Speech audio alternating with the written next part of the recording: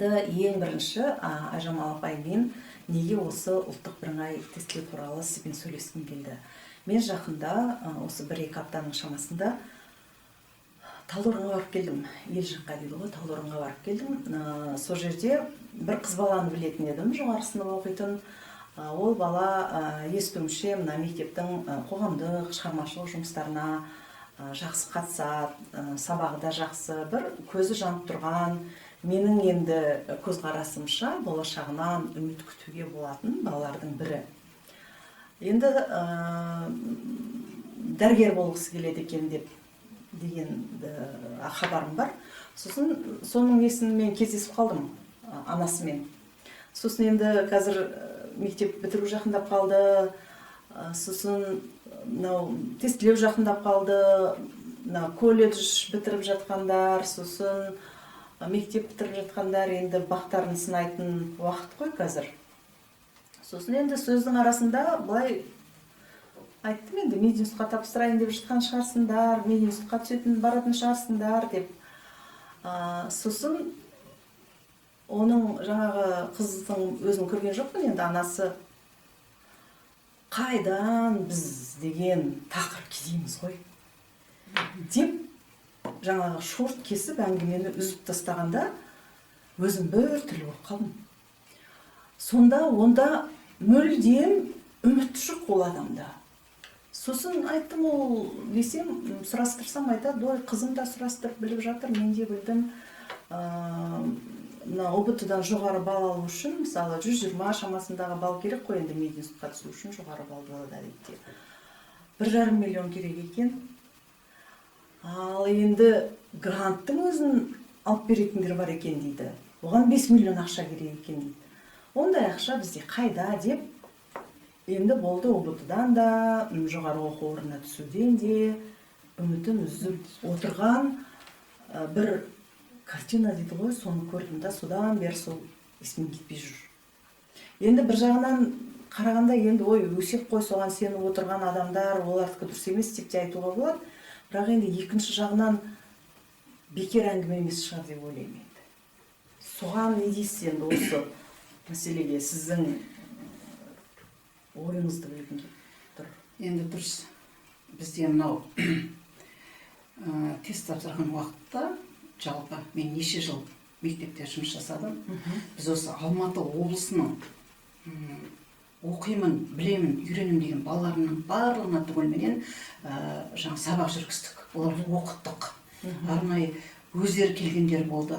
Жаңағы ұстаздары алып келген, ата-аналары алып келген оқушылар болды.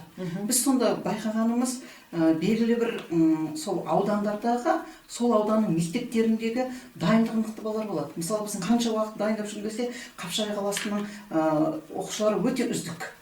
Мысалы олар дайындық кезінде барлығын бірдей оқығысы келмейді, керегін сұрайды. Айжамал апай, мен мына сабақтас құрмаласты білмеймін, соны айтып жіберіңізші. Өзіне керегін қалалады да, соны үйретіп айтып жібересің. Кейбір бала басынан бастап аяғына дейін, яғни басқа ұстаздың алдынан соны көргісі келеді. Әркімде әрқалай. Бірақ енді осы жерде бұл жалпы кейбір ата-аналарда да, оқушыларда да бір түсінбеушілік болады. Қандай? Ол қараңыз, ол қандай түсініспеушілік? Мысалы, ата-ана көп жағдайда балаға әсер етеді. Бала өзі оқысы келу мүмкін, бірақ дегеніміз бір мезгілдерде оқушылар осындай бір ой, нашар оқитын бала жоғары балл алып жатады, біз жақсы оқитын балалар ала алмай қаламыз деген түсініктер болады. Ол қайдан шығады? Бізде әрине жақсы оқитын оқушыға, білімді оқушыға, білгісі келетін оқушыға қиындықтар көп кездеседі. Олар тест тапсырып жатқан кезде де, тестке дайындалу кезде де олар бір сұрақтың өзін бірнеше рет қарайды. Шатасып қалуы мүмкін. Өйткені білім көп. Ондашы ол жан-жақты қарап отыр. Ол жалғыз оқушы емес, мұғалімдер де бар, ұстаздар да бар. Мықты ұстаздар дегеніміз кейде қателеседі. Өйткені ол жұмыс жасайды. Оны жан-жақты ойлайды. Ал енді кейбір балаларды бапшабама деген жағдайда болып кетеді. Кейбір балалар, мысалшы, қорықпайды, ол өзін сабырлы ұстайды. Мынау тест өтіп жатқан кезде 50% баланың психологиялық дайындығына байланысты. Ол қорқақтауы мүмкін, Кейбір бала қорықпайды, кейбір бала өзіне өзі сенеді, кейбір бала дегеніміз шпаргалканы өте тиімді пайдаланып кететін кездер. Айжан апай, мен ол жағын сұрап жатқан жоқпын. Мен тура жаңағы мәселеге. Мысалы, қараңыз, ол әңгіме қайдан шығып жатыр? Ол әңгіме бекер шығып жатқан жоқ қой. Мүмкін бірді екілі болса да сондай жағдай бар ма? Біреуге 5 миллионға грант алып беретін, немесе 1,5 миллионға 120 балл жасап беретін деген, ол енді бекер құр тақы жерден әңгіме шықпай жатқан шығар. Сондай мүмкін бе, сол дегенді айтыңызшы. Енді қараңыз, осындай әңгімелер өте көп шығады, көп шығады. Енді ол шығуына да себеп болу мүмкін дегенді сіз айтқыңыз келіп тұр. Мүмкін бе, сіз соны айтыңызшы, мүмкін бе? Ал енді біз қазірді сол салада жұмыс жасағаннан кейін, мен мысалы ұстаз болғаннан кейін, менің өзімнің ұстанымым бар. Мен барлық оқушыны, сол оқушыны қазір менің алдыма алып келсеңіз, мен қазір сонымен жұмыс жасасам да, мен ол оқушыны сендіре алар едім, мен оқушыны дайындар едім. Мен тестіге дейін дайындаймын, балалардың бәрін айтамын. Дайындаймын, тест күні сен мені, мен сені танымайсың. Сонда ол дайындалған бала, білетін бала, өзіне сеніп тұрған бала сол жерде сенімді болып шығады. Жарайды, кіреді, дұрыс. Біздерде өткенде мынау тест орталығының директоры Дидар Смаулов мырза менен Ахметжан Аятжан, мықты мұғалім, бүгінгі таңда химик. Солай сұхбаттар болды ғой. Сонда айтады да, шет мемлекетте. Енді ата-ана да болды сол жерде. Ата-ана айтады, бала қорқады, кірген кезде дегеніміз қорқып қалады, неге соншама тексерулер болады, неге олардың телефондарын алып алады деген сияқты сұрақтар. Сонда Ахметжан Аятжан айтқан, кейбір шет мемлекеттерде дейді, қарумен тұрады дейді. Бірақ неге бала қорқпайды дейді да. Біз осы жағына. Енді жаңағы ол баланы қазір ата-анасы солай деп отыр да, тестіге баруға дейін ол баланың дегенімізше ынтасын жойып отыр ата-ана. Біріншіден. Қараңыз, мысалы, ол туралы мен де ойладым. Мен де іштей кішкене назаландым, ойладым, мынау анасы үстіп отырса, ой, 120 балл алу үшін 1,5 миллион керек, ол бізде жоқ, грант алу үшін 5 миллион керек, ол бізде жоқ деп отырса, ана балада қандай үміт болады, қандай ынта болады. Ақшамыз жоқ екен ғой, менің әке-шешем кедей, яғни маған жоғары оқу орнына түсуге жол жоқ, ешқандай мүмкіндік жоқ деп ол бала талаптанбайды да. Енді мен сізден сұрап жатқаным осы рас па? Жоқ. Ләззат, мен бұл жерден дегенімше неше жыл жұмыс жасаған кезде, мен 20 жыл, сіз қараңыз да, 20 жыл бойы мен осы салада істеп келе жатырмын. Мен қаншама оқушымдаймын. Қараңыз, 2000 жылы қазақ тіл пәнінен тест тапсырмалар ашты. Ештеңе де жоқ. Барлығы түгел оқулықтан алынған.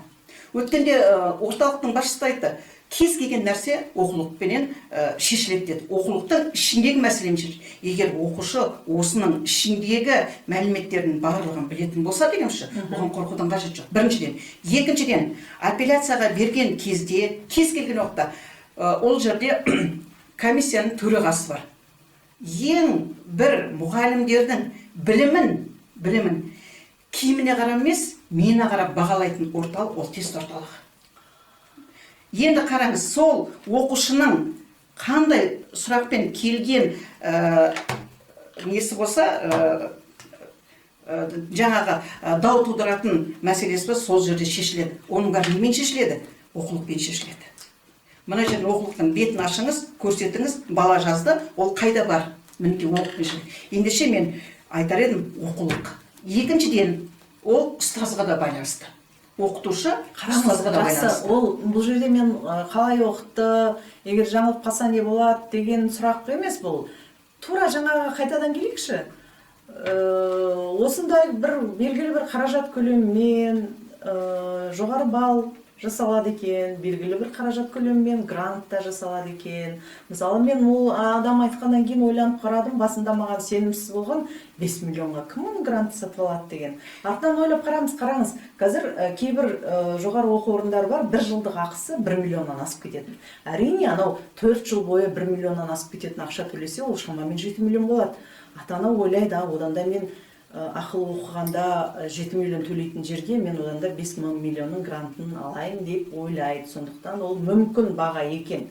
Былай ойлап қарасақ, 5 миллионға ата-ана грант сатып алуға мүмкін екен баласына. Енді мен сізден сұрайын деп тұрғаным, осыған сіз сенесіз бе, осы рас па, жоқ, бұл мүмкін емес, балалардың бәрі өз білімімен түсіп жатыр, мен оны білем деп айта аласыз ба? Айта аламын. 100% айта аламын. Мен қаншама бала оқыттым, мысалы, әркім өзінің шамасына қарай. Кейбір жақсы оқитын оқушымыз төмен бал алып дегенімізші, төмен оқитын оқушы жоғары бал алған кездер де болды. Мысалшы, ол қалай алуы мүмкін? Мысалшы, жанында оның дос отыру мүмкін, немесе басқа оқушы отыру мүмкін. Мысалы, бір оқушылар шыққан кезде айтады, мен оған математиканы жасап бердім, өйткені бізде математика тереңдеу тұрады ғой. Ол маған мысалы тарихтан жасап берді. Немесе мен оған тарихтан жасап бердім, ол маған қазақ тілінен жасап берді. Мінекей көрдіңіз бе? Осылай бір-біріне сол жерде ол баланың кейбір балалардың өзі сондай пысықтау болады. Неге ол тіл табысып кететіндер болады. Кейбіреулер мынандай да жағдай болды. Мысалы, өзі біреуге айтып отырып, бір балды жаңағы әріпті төмен жазып қояды да, шатасып кетіп. Одан дегенше өте төмен бал алғандар да болды. Мысалы, психологиялық дайындыққа дегеніміз осыдан келеді. Ал енді жаңағы қыз баланың жағдайына келетін болсақ, бұл жерде осыған келейікші. Негізінде мен бір нәрсені түсінбеймін. Біздің ата-аналарда жыл бойында, жылдар бойында, мектепте оқып келе жатқаннан, мысалы 5-ші сыныптан бастап дегенімізше бүткіл мәліметтердің барлық оқуда бар. Сол уақыттан бастап ақырындап шетінен дайындалудың орнына тура тест жақындаған кезде біздің бүткіл ата-ана қимылдай бастайды. Бұл мына біздің қазақтың жалпы менталитетін алатын болсақ, тойменен байланыстырсаңыз тезірек түсінеді да. Мысалы, той болған күні қандай жарқыраған нелер дастархан болады. Қаншама тағам тұрады. Оның бәрін сіз бірден жеп үлгере алмайсыз. Тесте сол сияқты. Бір пәннің дегенімше 2000-3000 сұрағын сіз бір күнде немесе бір айдың ішінде, оны бір жылдың ішінде меңгере алмайсыз. Оны жылдар төменнен бастап меңгересіз. Ал енді ата-ана келеді, сол төменнен бастап дегенше оның дайындығы бар, оның оқуы бар, жаңа қосымшасы бар, нені білмей жатыр, сол нәрсеге көңіл бөлі бар. Ол нәрсенің бәріне көңіл бөлмей келеді. Енді тест жақындаған кезде ол әрқашанда солай. Мысалшы, дүкенді жабады деді ме, бүткіл дүкенге жүгіреді сол күні. Бұл да тура сол сияқты науқан. Міне, содан бері оның барлығына қарамайды, тура тест болатын күні жаңақтан жүр. Мен негізінде қарсымын. Тест тапсырып жатқан кезде бүткіл ата-ананың сол жерге келуіне қарсымын. Ол енді оған сосын келейік. Енді жаңа ата-ана, енді қараңыз. Тек сол жаңағы мәселені айтыңыз, басқа мәселелерге бөлек тоқталайық. Ол ата-ана нені түсінбей отыр? Жақсы, барсын, ол қызға ешқандай кедергі жасауға болмайды, және үмітін үзуге де болмайды, және олай шорт кесуге де болмайды. Біріншіден, барсын, тапсырсын.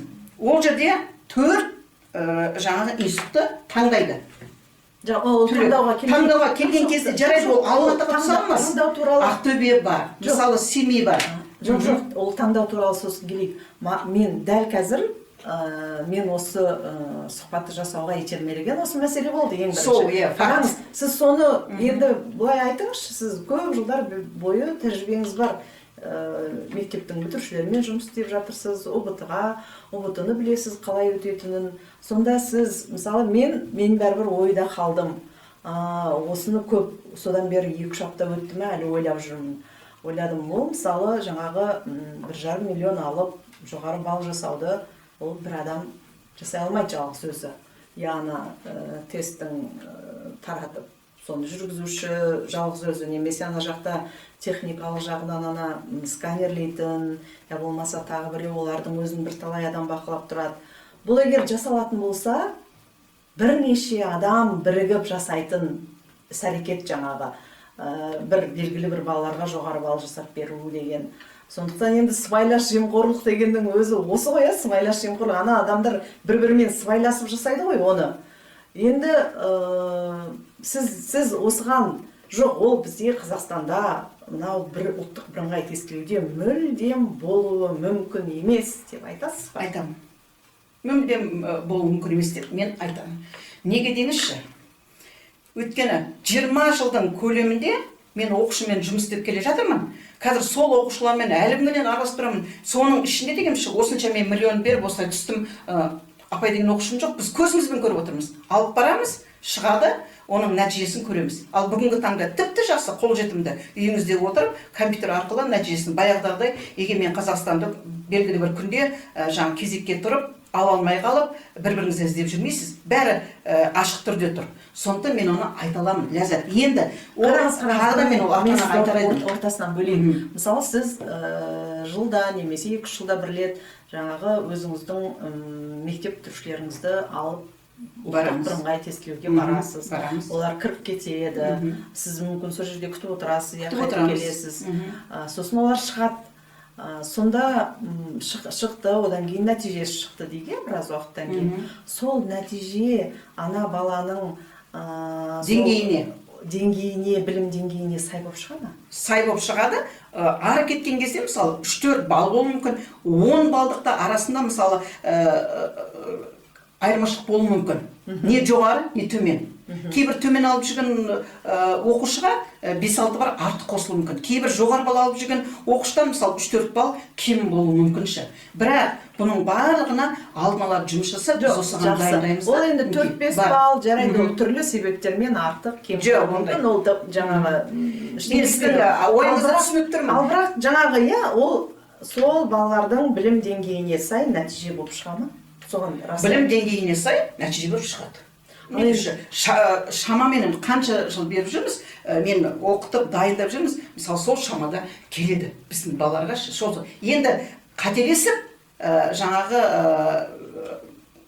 мүмкіндік шектеулі балл ала алмаған, ұпайды ала алмаған балалар да бар. Мысалы біз оларға да дегеніміз психологиялық жәрдем береміз. Мысалы ондайлар да болады. Ол қателікпен. Енді сіз қазақ тілі мен әдебиетіне қатысты.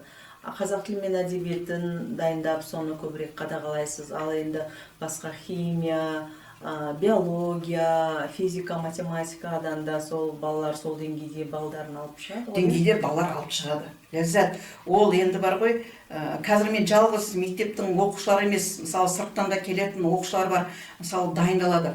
Бұл жерде мынау жаңа форматтағы тест шыққалы бері мектеп жауап бермеді ғой. Мына мектеп жауап берген кезде дегеніміз бүткіл мұғалім сол алдындағы баланың соңында жүретін, сондай болды. Ал енді қазіргі кезде дегенімізші, ары қарай да соны жалғастырып жатқан мектеп те бар, оны жалғастырып жатқан ұстаздар да бар. Сол себепті мына жерде қазір бұл тестінің айтады ғой, қазіргі кезде шектеліп қалды, балалардың білімдері шектеліп қалды, бір сұраққа ғана автомат түрде жауап береді дейдіші. Енді бұл жерде неге ондай ұғымдар болады? Мысалы дұрыс, ол бүткіл баланың білетіннің ішіндегі деген 2000 сұрақты бала жыл бойы оқыды, оны жаттап алатын балалар бар. Кейбір балалар жаттан тұрды. Ал енді соған, мысалы сіз Ләззатсыз, мен Айжамалмын. Біз сол күйімізде қаламыз. Зат есім менің кезімде, сіздің кезіңізде, қазіргі кезде сол қалпында қалады. Біз тек қана оның сыртқы формасын ғана өзгертеміз. Киімі өзгереді, түрі өзгереді. Сол қалпында қалады. Бірақ бала соны біліп тұрса, төбесінде жарайды. Қанша оның комиссия тұрсын, мейлі КНБ-ның қанша адам тұрсын, бақылаушы тұрсын, егер ол бала оны жазып жатса, оның миының ішіндегі білімді ешкім дегеніміз тартып алмайды, оны тығып қоймайды. Сол мидағы білімнің бәрі шыға береді. Ата-ана осыны түсінбейді. Ата-ана одан бетер өзі қорқып тұрған баланы ой сөйтеді екен. Неге ата-ана солай жасайды? Мен сізге айтайын, Ләззат. Біріншіден, ата-ана неше жылдар бойы өзінің жіберген кемшілігін, соның барлығы, немесе баласын дайындап келді, өзінің баласына сенімді, сол сенімді бір сәтте біреудің бір өсек сөз, әңгіме сөз, ол айтып тұрған адамға не керек? Ақша керек. Мына ата-ана қайтеді оған? Сенеді, сеніп тұр. Қайтеді оған ақша тауып береміз ба? Кредит алсақ та тауып береміз. Сол ақшаны тауып береді, сол адамды ол тауып тұр. Кейбір балалар бар, ата-анасын айтатынша. Мен өзімнің білімменен барамын. Қайтсам да өзім кіріп шығамын. Өзімнің деңгейімдегі білімді алып шығамын. Бұл тест дегеніміз, тест ол өміріңіздің тек қана бастамасы. Бала оны түсіну керек. бастамасы. Жарайды, онда тұрған ештеңе жоқ. Төмен бал алдың ба? Төмен бал алған жағдайда ол 3-4 білім ордасын таңдап тұрсын, соның біреуіне бәрі түсесің. Міне осы жаңағы ата-ана дұрыс жасап отырған жоқ негізі. Ата-ана енді мен бұны сөз қылып отырған себебім ол бала нашар оқитын бала емес болғандықтан сөз қылып отырмын ғой. Дұрыс. Нашар оқимайтын, жақсы оқитын баланың ата-анасының өзі анандай әңгіме айтып отыр. Ал енді ата-анасының сөзіне қарасақ, баланың өзі де сұрастырып жүр, қалай болады екен, мынау бұты нәтижесі жақсы нәтижеге қалай жетем екен, ол тек қана біліммен ғана жете алмаймын ау деген күдігі болып, өзі де осындай мәселелерді қарастырып жатыр мысалы. Енді қараңыз, жарайды, мен сіздің ойыңызды түсіндім, сіздің пікіріңізше кім қандай деңгейде оқиды ұбт-дан сол балын алып шығады. Енді 4-5 бал, ары кетсе 10 бал айырмашылық болуы мүмкін деп тұрсыз. Ал енді жақсы, жаңағы бір өсек сөздер де болуы мүмкін дейік, ал жаңағы ата-ананың қызының естіп жүргендері. Ал кейбір балалар, қараңыз, кейбір балалар ұбт-дан шығады да, әсіресе қыз балалар жылайды. Неге жылайды солар? Енді қараңыз, бір жылдары мынандай оқиға болды ендіші. Мен сол оқушыларды дайындадым, сол балалар. Қазір қарасаңыз, мынау ұбт-ға дейін базарға барсаңыз, базарда дегенімізші нелер жоқ. Шпаргалканың да түр-түрі бар, жаңа қосымша материалдың да түр-түрі бар, бәрі бар. Енді жыл бойында ұбт-ға дейін олар алады да, жаңа код бар ғой, шпаргалканың ішінде код бар. Сол бойынша тест жазып отырған кезде, мысалы мектепте бірнеше мәрте тест жазады ғой, апта сайын жазған кезде. Сонда сол код бойынша оның барлығын белгілейді. Қарайды, дұрыс. Кем дегенде 10-15 шығады. Сіз ойлап отырсыз ба, оны жоғары жақтардың бәрі біледі оны. Бірақ олар да оның барлығын көріп біліп отыр. Ол базардағы жаңағы сауда дұрыс, оның саудасы жүру керек. Сол мезет науқан. Ал енді ертең күні тестке келіп менің код дегеніңіз қалай? Код дегеніңіз мысалы 15612 бір А2С 3 Б деген мысалы қазақ тілінен тест тапсырмалы. Мынау Тараз қаласынан 2012 жылы шыққан. Мысалы оның авторлары бар, құрастырушылар.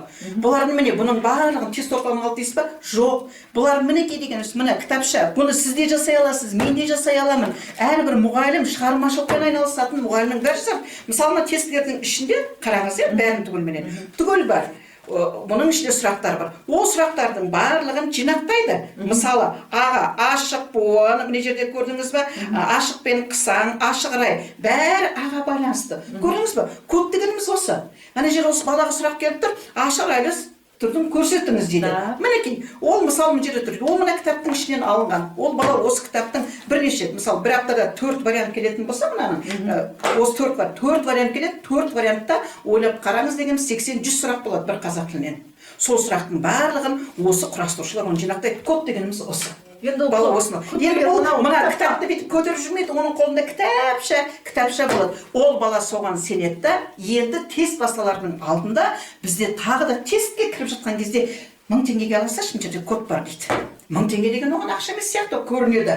$1000 қасында, былай қарасаңшы. Алады, бірақ оның ішіндегі келмейді. Өйткені ол жақта дегенімші, ереже ауысып кетпейді. Есіңізде болсын. Ереже салыңыз, атесін сол қалпында қалады. Бірақ оның жаңағы сұрағы, формасы, түрі өзгеріп кетеді. Ішіндегі сөйлем өзгереді, көйлегін өзгертіп кигізеді. Көрдіңіз бе? Сонда бала мынаған үйреніп қалған, барлығын көріп қалған, әне жерде дегенімізше көк көйлектің орнына қыз көйлек келді, содан барады да өсек шығады. Мен көрмеген, бұрынғы дайындалып жүрген дегі болмаған сұрақтар мынаның ішінде жүр дегенше. Шын мәнінде ол ереже сол қалпында өзгерген жоқ. Тек қана мысал өзгеруі мүмкін.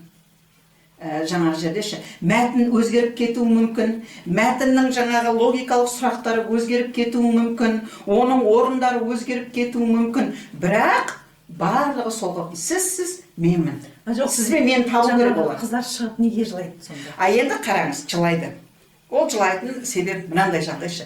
Әсіресе қыз балалар жылайды ғой. Әсіресе қыз балалар жылайды. Ұл балалар жыламайды біріншіден. Себебі ұл балалардың ата-анасы көп келе бермейтіндер де болады. Өйткені ұл балалар айталады. Мен өзім барам, маған келмей қойыңыз, не келесіз депші. Ал қыз балалар сондай жақсы көреді да, өзін дегенше аялағанды, жан ашығанды. Енді біздерде мынандай ғой, біз үнемі ата анам не дейді, ұстазым не дейді, мен жоғары балл алып жүретін, досым не дейді, осы не дейді құртады ғой бізді ше. Кім не десе о десін. Бар білімді көрсеттім, шықтым, осы біліммен дегенімше қай жерге менің білімнің деңгейі қай оқу орны жетеді, мен сол оқу орнын бітіремін, керек болатын болса мен ары қарай оқи беремін. Мен 60-қа келдім, әлі оқып жатырмын. Былай қараған кезде ше, солай болу керек та, сол кім не дейменен жаңағы төмен балл алып қалсам, өзі біліп тұр ғой. Балалардың барлығы шыққан кезде шамаменен өздерінің қолдарында парақшасы болады ғой, жауап парақшасы. Шамаменен қанша балл алатынын біліп шығады. Ол түсінікті нәрсе. Содан кейін деген жаңа алып жүрген балдан төмен балл болып қалуы мүмкін, мысалы сұрақ. Содан келеді дегенімізше, мына жер дегенімізше қорқып қалдым, ана жер дегеніміз ана кісі, ол шпаралқыш жоқ, ештеңе пайдаланған жоқ. Жанымда тұрды. Содан дегенсіз мен қорқып кеттім. Неше түрлі әңгімелер, ертегілер. Біз өте жаңағы ертегі құрастыруға шебер халықпыз ғой. Ертегінің түр-түрі бар ғой. Шыншыл ертегі, қиял ғажайып ертегі дегенше. Ендеше сол қиял ғажайып ертегінің бір жаңағы бөлшегін қосып қояды да, шыншыл ертегіге апарып ше, Аяз бидің ертегісіне апарады да, содан кейін шыққан екен, ата-ана оны қайтеді, жаңағы ұрыспайды, ертеңгі күн төмен балл алса да, жаным аман болшы, аман болсам бәрі болады деп қояды, ол алдын ала дайындық жасап қояды.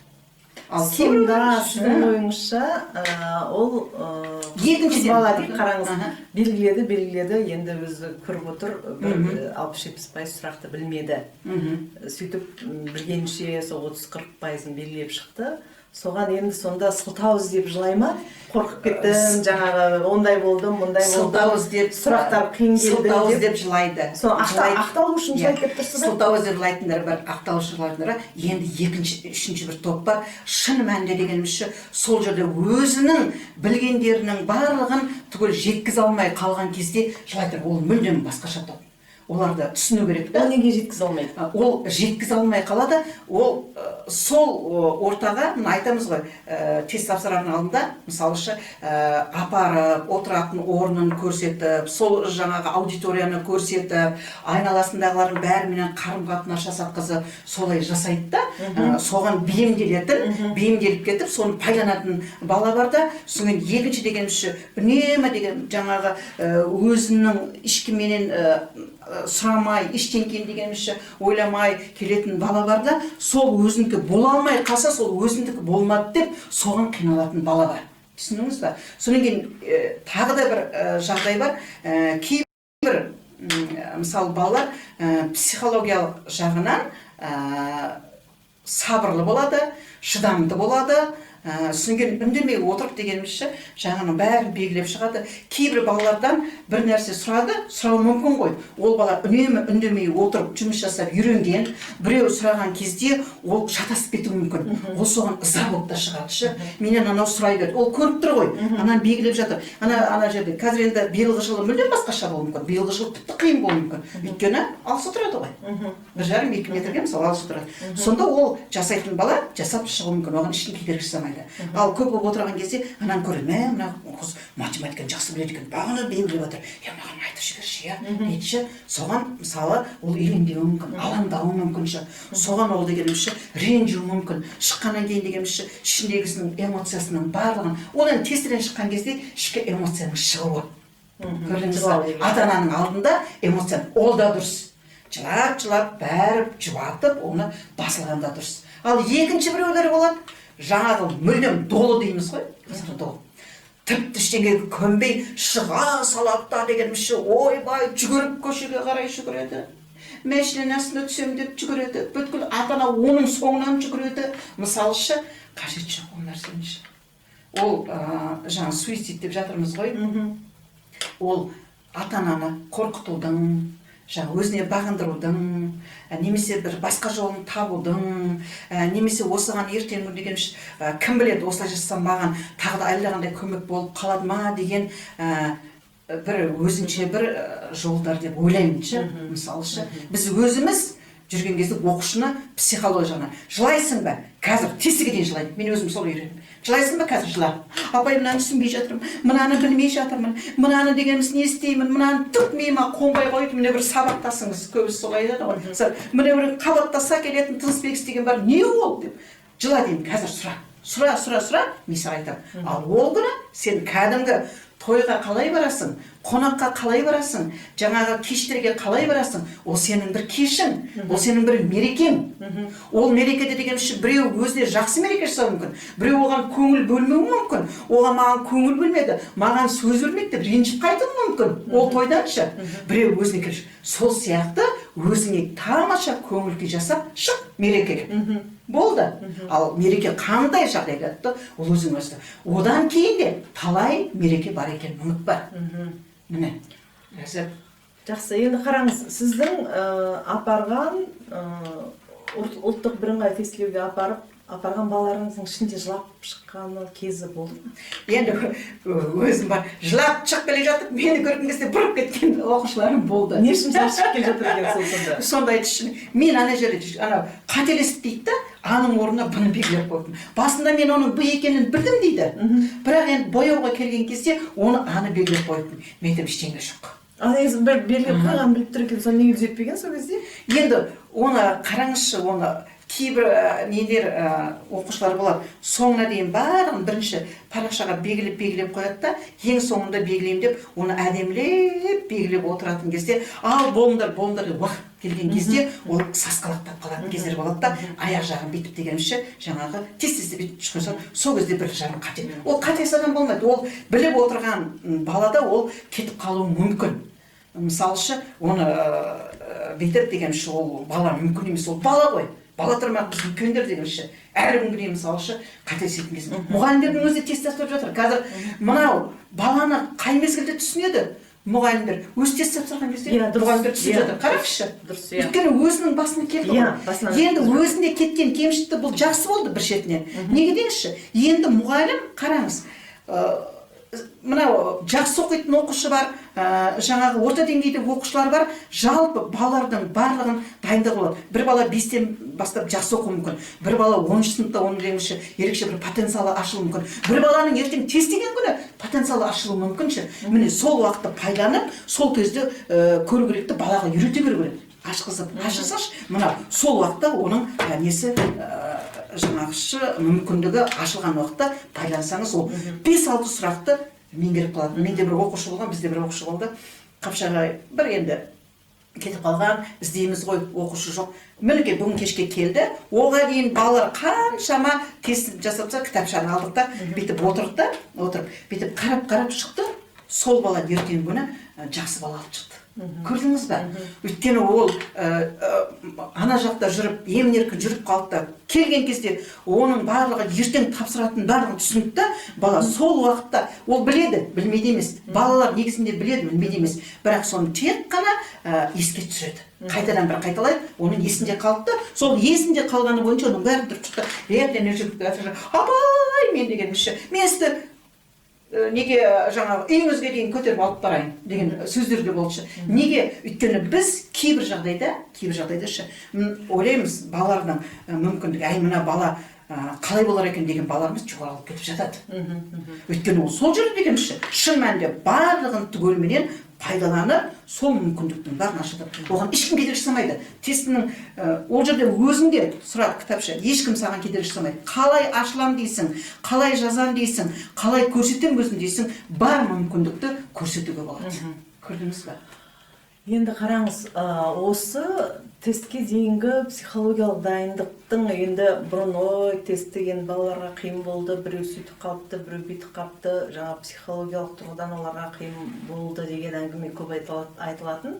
Енді сол психологиялық тұрғыдан балалар дайын болу үшін, біріншіден, екіншіден өздерінің шамасын білу үшін қазір анау пробный тест деген қалай айтылады қазақша, сол пробный тест. Алдын ала дайындық тесттер. Алдын ала бірнеше рет тест жүргізіледі жыл бойда мектеп бітірушілерге. Біріншіден. Екіншіден, қазір енді бұрынғыдай бір-ақ рет мүмкіндік емес, жыл бойына сен өзің жаңағы тестті бірнеше рет тапсыруға да болатын мүмкіндік жасады үкімет тарапынан, ол жақсы мүмкіндік. Енді биыл мен мысалы осы Алматы қаласы, Алматының төңірегіндегі ауылдардың, аудандардың мектептерінің балаларының жаңағы пробный тест дегеніне 3 рет қатыстым. Енді сол кезде маған бір қызық па, бір құбылысқа мен таң қалдым. Мысалы соған қатысып отырдық. Мысалы бір аудиторияның ішінде 20-30-40 адам отыр деп есептейік. Екі бақылаушы жаңағы тест ұйымдастырады. Тура сол тест қалай болады, солай қылып енді жасауға тырысып жатыр. Балаларға ана кәдімгі шынайы тестке барғанға дайындық болсын деп кітап жасын беріп, жаңа сұрақтарын беріп деген сияқты. Бірақ балалардың 70%-ы көшіріп жатыр. Иә, телефонды алып көшіріп жатыр. Мен ең біріншісінде сол маған қатты таң қалдым. Қараңыз, бала ол сынақ тесті, сынақ әлі пробный. Просто баланың, әр бала өзінің шамасын білу үшін болып жатыр, е? Мысалы, ол бала қазақ тілінен қанша бала алады екен, өзі білу керек. Мен егер ертең ұбт болса, мен мысалы химиядан осынша алады екен ау деп жасап көру үшін бастан өткізіп жатыр. Бірақ соны біле тұра, мына процестің не үшін ұйымдастырылған жатқанын біле тұра, балалар бас салып, шеттерінен, енді бәрі емес, бір 70%-ы бірден отырасап көшіріп жатыр. Сонда ол өзін қалай тексеріп жатыр? Мінекей, біздегі бүгінгі таңдағы тест өткізудегі, тест тапсырудағы басты проблемамыз осы ғой. Енді соны оқушылар әбден үйреніп қалған, жыл бойында телефонды пайдаланып, енді мына жаққа деген ұлттық бірыңғай тестілеуге барған кезде телефонды алады. Міне осы жерде бүткіл біздің барлық проблемамыз өшірге тіреліп тұр ғой. Міне, енді бұған не істеу керек? Бұл мектепте тест тапсырып жатқан кезде, ол бізде де болған. Бізде мынандай жағдай болды да, мысалы, бір күні бір жол барлығын түгелмен дегеніміз пайдаланыңдар. Армансыз пайдаланыңыз осыны. Бірақ соны пайдалана отырып, ең жоғарғы нені балды ала алмаған оқушылар болды, мысалшы. Соны пайдалана отырыпшы. Ал біреулер дегеніміз оны пайдаланып келіп, мына төменнен жоғарыға шыққандар болды. Ал кейбір балалар дегенімізші телефонды ештеңені алмай, менің өзім үшін білім керек деп телефонсыз жазып шығып, өзінің деңгейін тексергендер болды. Ал екінші мәрте жан-жақты бақылаушылық дегенімізші қолданбай солай жасаңдар, ол не үшін қажет? Ол біздер ұстаздар үшін қажет. Баланың мониторинг жасаймыз ғой. Бала қай сұрақтан нені білмейді? Оның артында сонымен жұмыс жасаймыз. Ол дұрыс, ол пробный тесттің мақсаты сол. Әр бала өзінің қай жерден әлсіз екенін, қай жерден мықты екенін білу керек. Бірақ менің сізден сұрап тұрғаным мынау, балалар неге осы сол пробный тесттің мақсатын біле тұрып, өзінің ертең жыл біткенде анау ұбт-ға баратын біле тұрып, неге дәл сол сәтте көшіріп жатыр? Біздің балалардың санасы төмен бе, түсініктері басқа ма? Мен таң қалдым соған. Қазір бүгінгі таңда қараңыз. Неге олар солай жасайды деген сұрақ бұл жерде. Бізбен сіздің заманымызда қазір біздердің замандастарымыздың барлығы айтады ғой, кітап оқымайды депші. Кітап оқымайды. Бүгінгілердің барлығы айтады да, бәрі дайын тұр телефонның ішінде. Кітапты не қыласыз, мысалы, көтеріп, оған уақыт жіберіп не істейсіз? Барлығы телефонның ішінде тұр. Соған үйренген, және ол бала, мінекей, біз соны қалыптастыра алмай отырмыз ғой.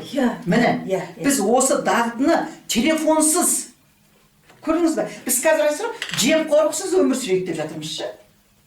Жемқорлықсыз өмір сүрейік деген ол түк емес, біз айтайық, телефонсыз өмір сүрейік. Айтып көрейікші, әсіресе тестілеуде. Сондықтан ол жылдың басынан бастап бала, ол мүмкіндік бар жылдың аяғына дейінші. Сол кемшіліктің барлығын жоюға, оның бәрін оқуға, ұстазынан сұрауға, онымен жұмыс жасауға, қосымша мысалыша есепті, бірнеше есепті сол тақырыпта шығаруға, бірнеше сөйлем сол тақырыпта талау мүмкіндігі бар. Сол мүмкіндікті пайдаланғысы келмейді. Жеңіл жол. Жоқ, қараңыз, ол ойлағысы келмейді бұл жерде. Телефонды қолданып отыр, бірақ ертең ұлттық бірыңғай тестілеуге барғанда ол телефонды қолдана алмайды ғой. Соны біле тұрып, ол неге ана жерде телефоннан көшіріп отыр, ана пробный тест болып жатқанда, біріншіден. Екіншіден, ол пробный тест сізаған осындай 100 балл алмасаң, немесе сені оқудан шығарамыз деп жатқан ешкім жоқ қой. Пробный тестті сізге өзіңіз, сен көр өзің жасап көр, деңгейіңді көр деген мақсатта ұйымдастырылып жатыр. Бірақ олар бас салып көшіріп жатыр. Біз осының себебі не деп сізден сұрағым келіп отыр? Ол балаларға біз бір дұрыс сана қалыптастыра алмай жатырмыз ба? ол ата-ананың ба, мектептің бе, или осы қоғамның кінәсі ма? Олар ана пробный тесттің мақсат міндетін біле тұра, мен өзім қай жерден мықты екем, қай жерден әлсіз екем біліп алайын, мына пробный тест жасап деп тұрған жоқ. Жоқ, ол ана жерден бәрін жауаптарды мен телефоннан көшіріп жазып берейін деп отыр. Сол неге деген сұрақ? Неге? Қараңызшы, біздің халықтың негізіші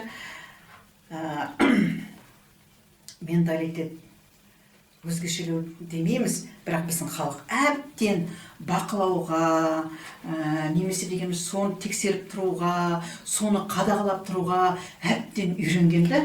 Бір себеп айтасыз. Мысалы, өткенде жаңағы ашық алаңда осында тест орталығының басшысыменен жаңағы Ахметжан Аязовмен ата-ана болды. Сонда ата-ана айтады да, Ахметжан айтады, енді ол барлығын көрген ғой. Соны айтады, біз тәртіп керек дейді да. Қатаң тәртіп не керек? Біз Қытай емеспіз. Қатаң тәртіп не керек деп ата-ана айтып жатыр. Біз осы жерден кетіп отырмыз да. Дұрыс, біз баланы үйретуіміз керек. Пайдалануға болмайды. Дұрыс, кейбір мектептер кірген кезде телефонның барлығын арнайы сейфке салады да, телефонсыз оқып шығады, телефонды тек қана қажеттік үшін, яғни ата-анасы оны іздейді. Ал мектепте жүрген кезде ол бала отыр ғой сол жерде, онда мұғалім іздейді, мектеп іздейді. Біз осы нәрсені іске асыруымыз керек. Мейлі бір жолы осы ғана. Ол қой дегеніміз, қой дегенменен оны қоймайды. Бір телефонын алсаңыз, екінші телефон шығады. Өте өкінішті. Ол ана жерде ол ұбт болып жатқан жоқ, ол жай сынақ түріндегі, бір эксперимент түріндегі нәрседе. Ол алып ана телефоннан көшіріп отыр. Ол сонда қарап отыр, мен біріншісінде өте таңғалдым, мыналар пробный тестте отыр, неге бәрі телефоннан көшіріп жатыр деп.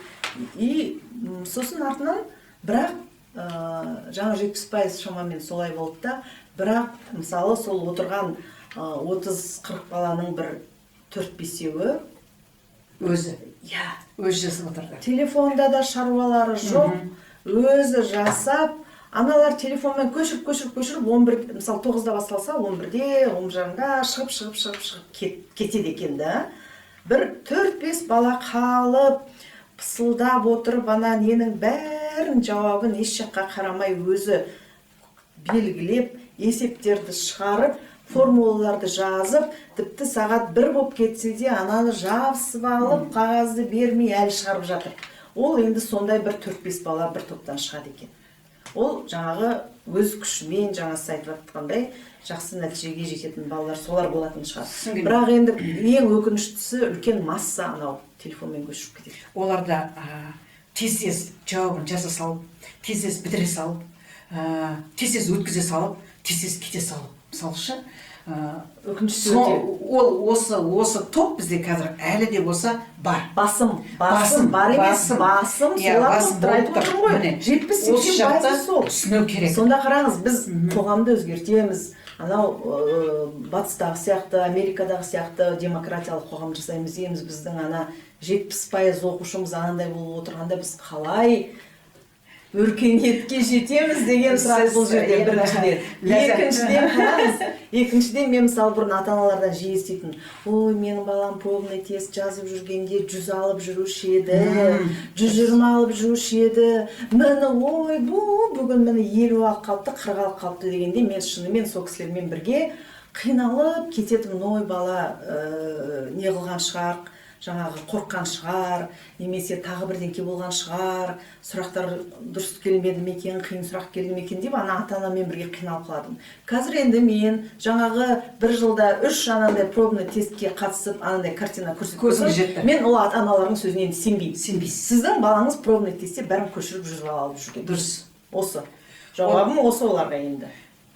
Бізде осындай сол сіз сияқты ортада жүріп, жалғыз сіз жүрмеңіз, бұдан кейін мен сізге ақыл сол 2-3 ата-ананы бірге алып жүріңіз.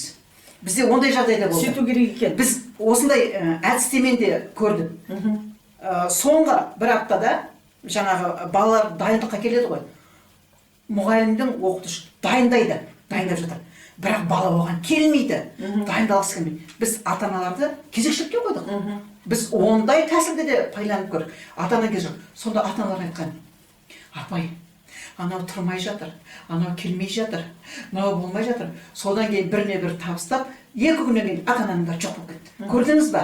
Баланың сондай іс әрекетіне ата ананың өзі шыдамайды. Мұғалім қалай шыдар оған? Иә. Мұғалім оқытып жатыр, мұғалім барып жатыр, мұғалім күтіп отыр. Бала келмейді, үйретемін, беремін дейді, үйренгісі келмейді. Нені? Ол мына жақта, ол ана мұғалім үйретіп жатқан қыз, ол бала шпаргалка жазып жатады. Шпаргалканы біз айтамыз, шпаргалканы жаз, ұбт-ға дейін да, жазған кезде ол есіңде қалады. Мысалы үшін кейбір жерде мәліметтерді, жаңаша ережелерді жазып отырып, мысалы үшін ол сенің есіңде қалады. Мысалы Қытайда бір қате жіберсеңіз, бізде қазір мына бүткіл жазбалардың бәрі, SMS-дің бәрі қате ғой. Сіз сауатсыздықпенен күресіп жүрген азаматшаның бірісіз ғой, оны жақсы білесіз. Қытайда бір қате жіберсеңіз, оны 100 рет көшірткізеді. Сонда ол ешқашан қате жібермейді. Бізде бір рет көшіргеннің өзіне, ана қатемен жұмыс жүргізгеннің өзіне қиналып кетеді. Сонда шпаргалканы жаз, соны деген сол бойынша оқы, дайындал. Ол есіңде қалады.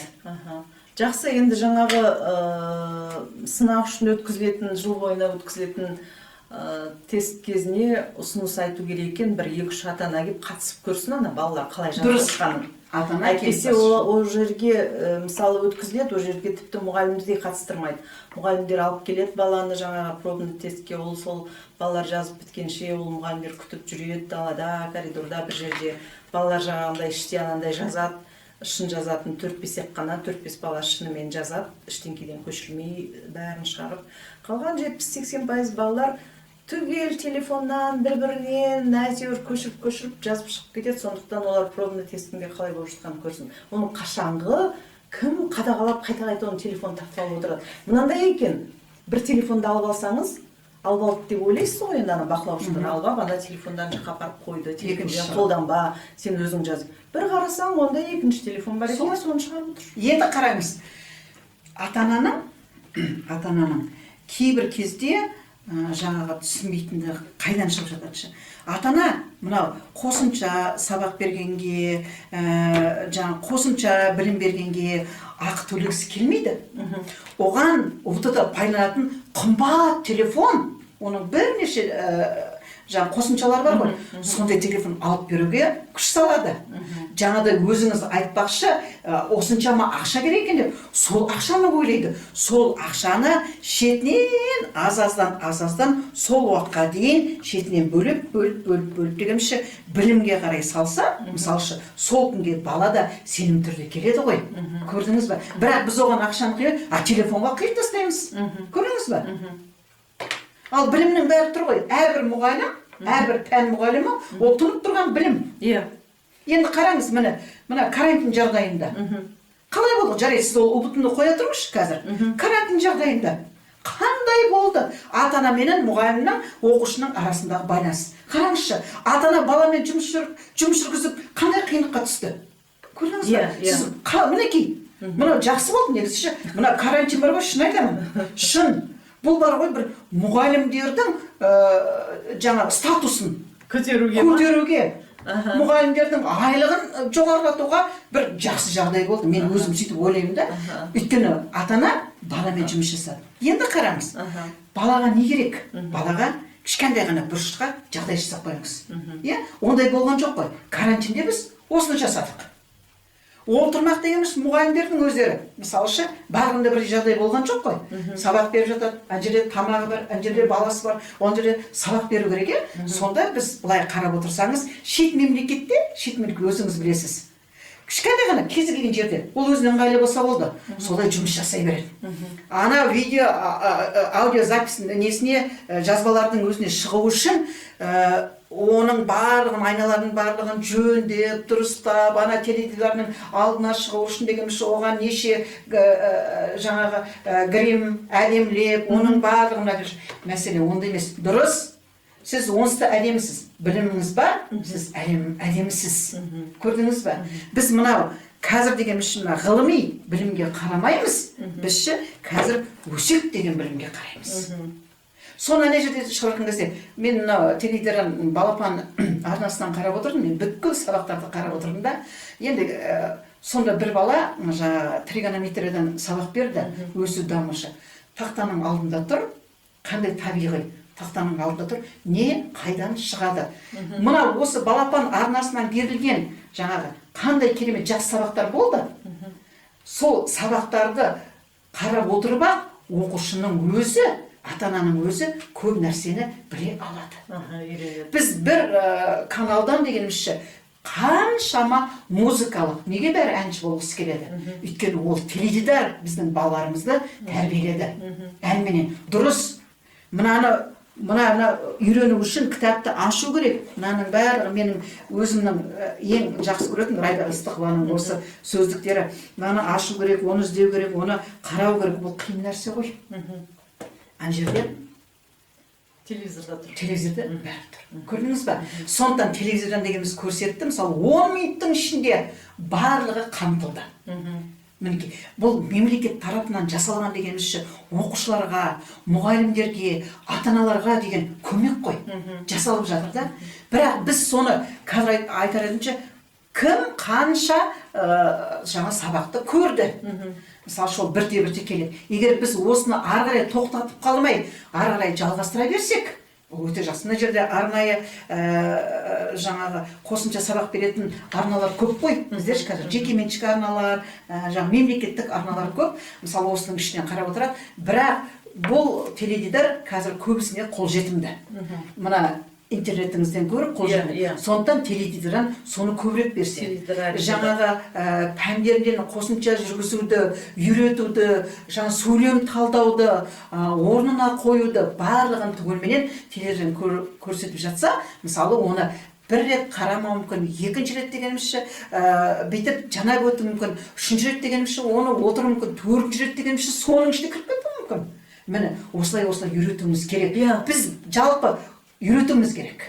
Біздің әлгі өзіміздікі үйренуменен үйрету ғой. Біздің өзіміздің ұстанымыз, ләззат өзің білесің ғой. Неше жыл бірге осы салада жұмыс істеп келе жатсың, әділдікті, шындықты, ақиқатты іздеп келе жатырсың, осының басы қасында жүрсің. Біздің жұмысымыз өзіміз үйренеміз, елге үйретеміз.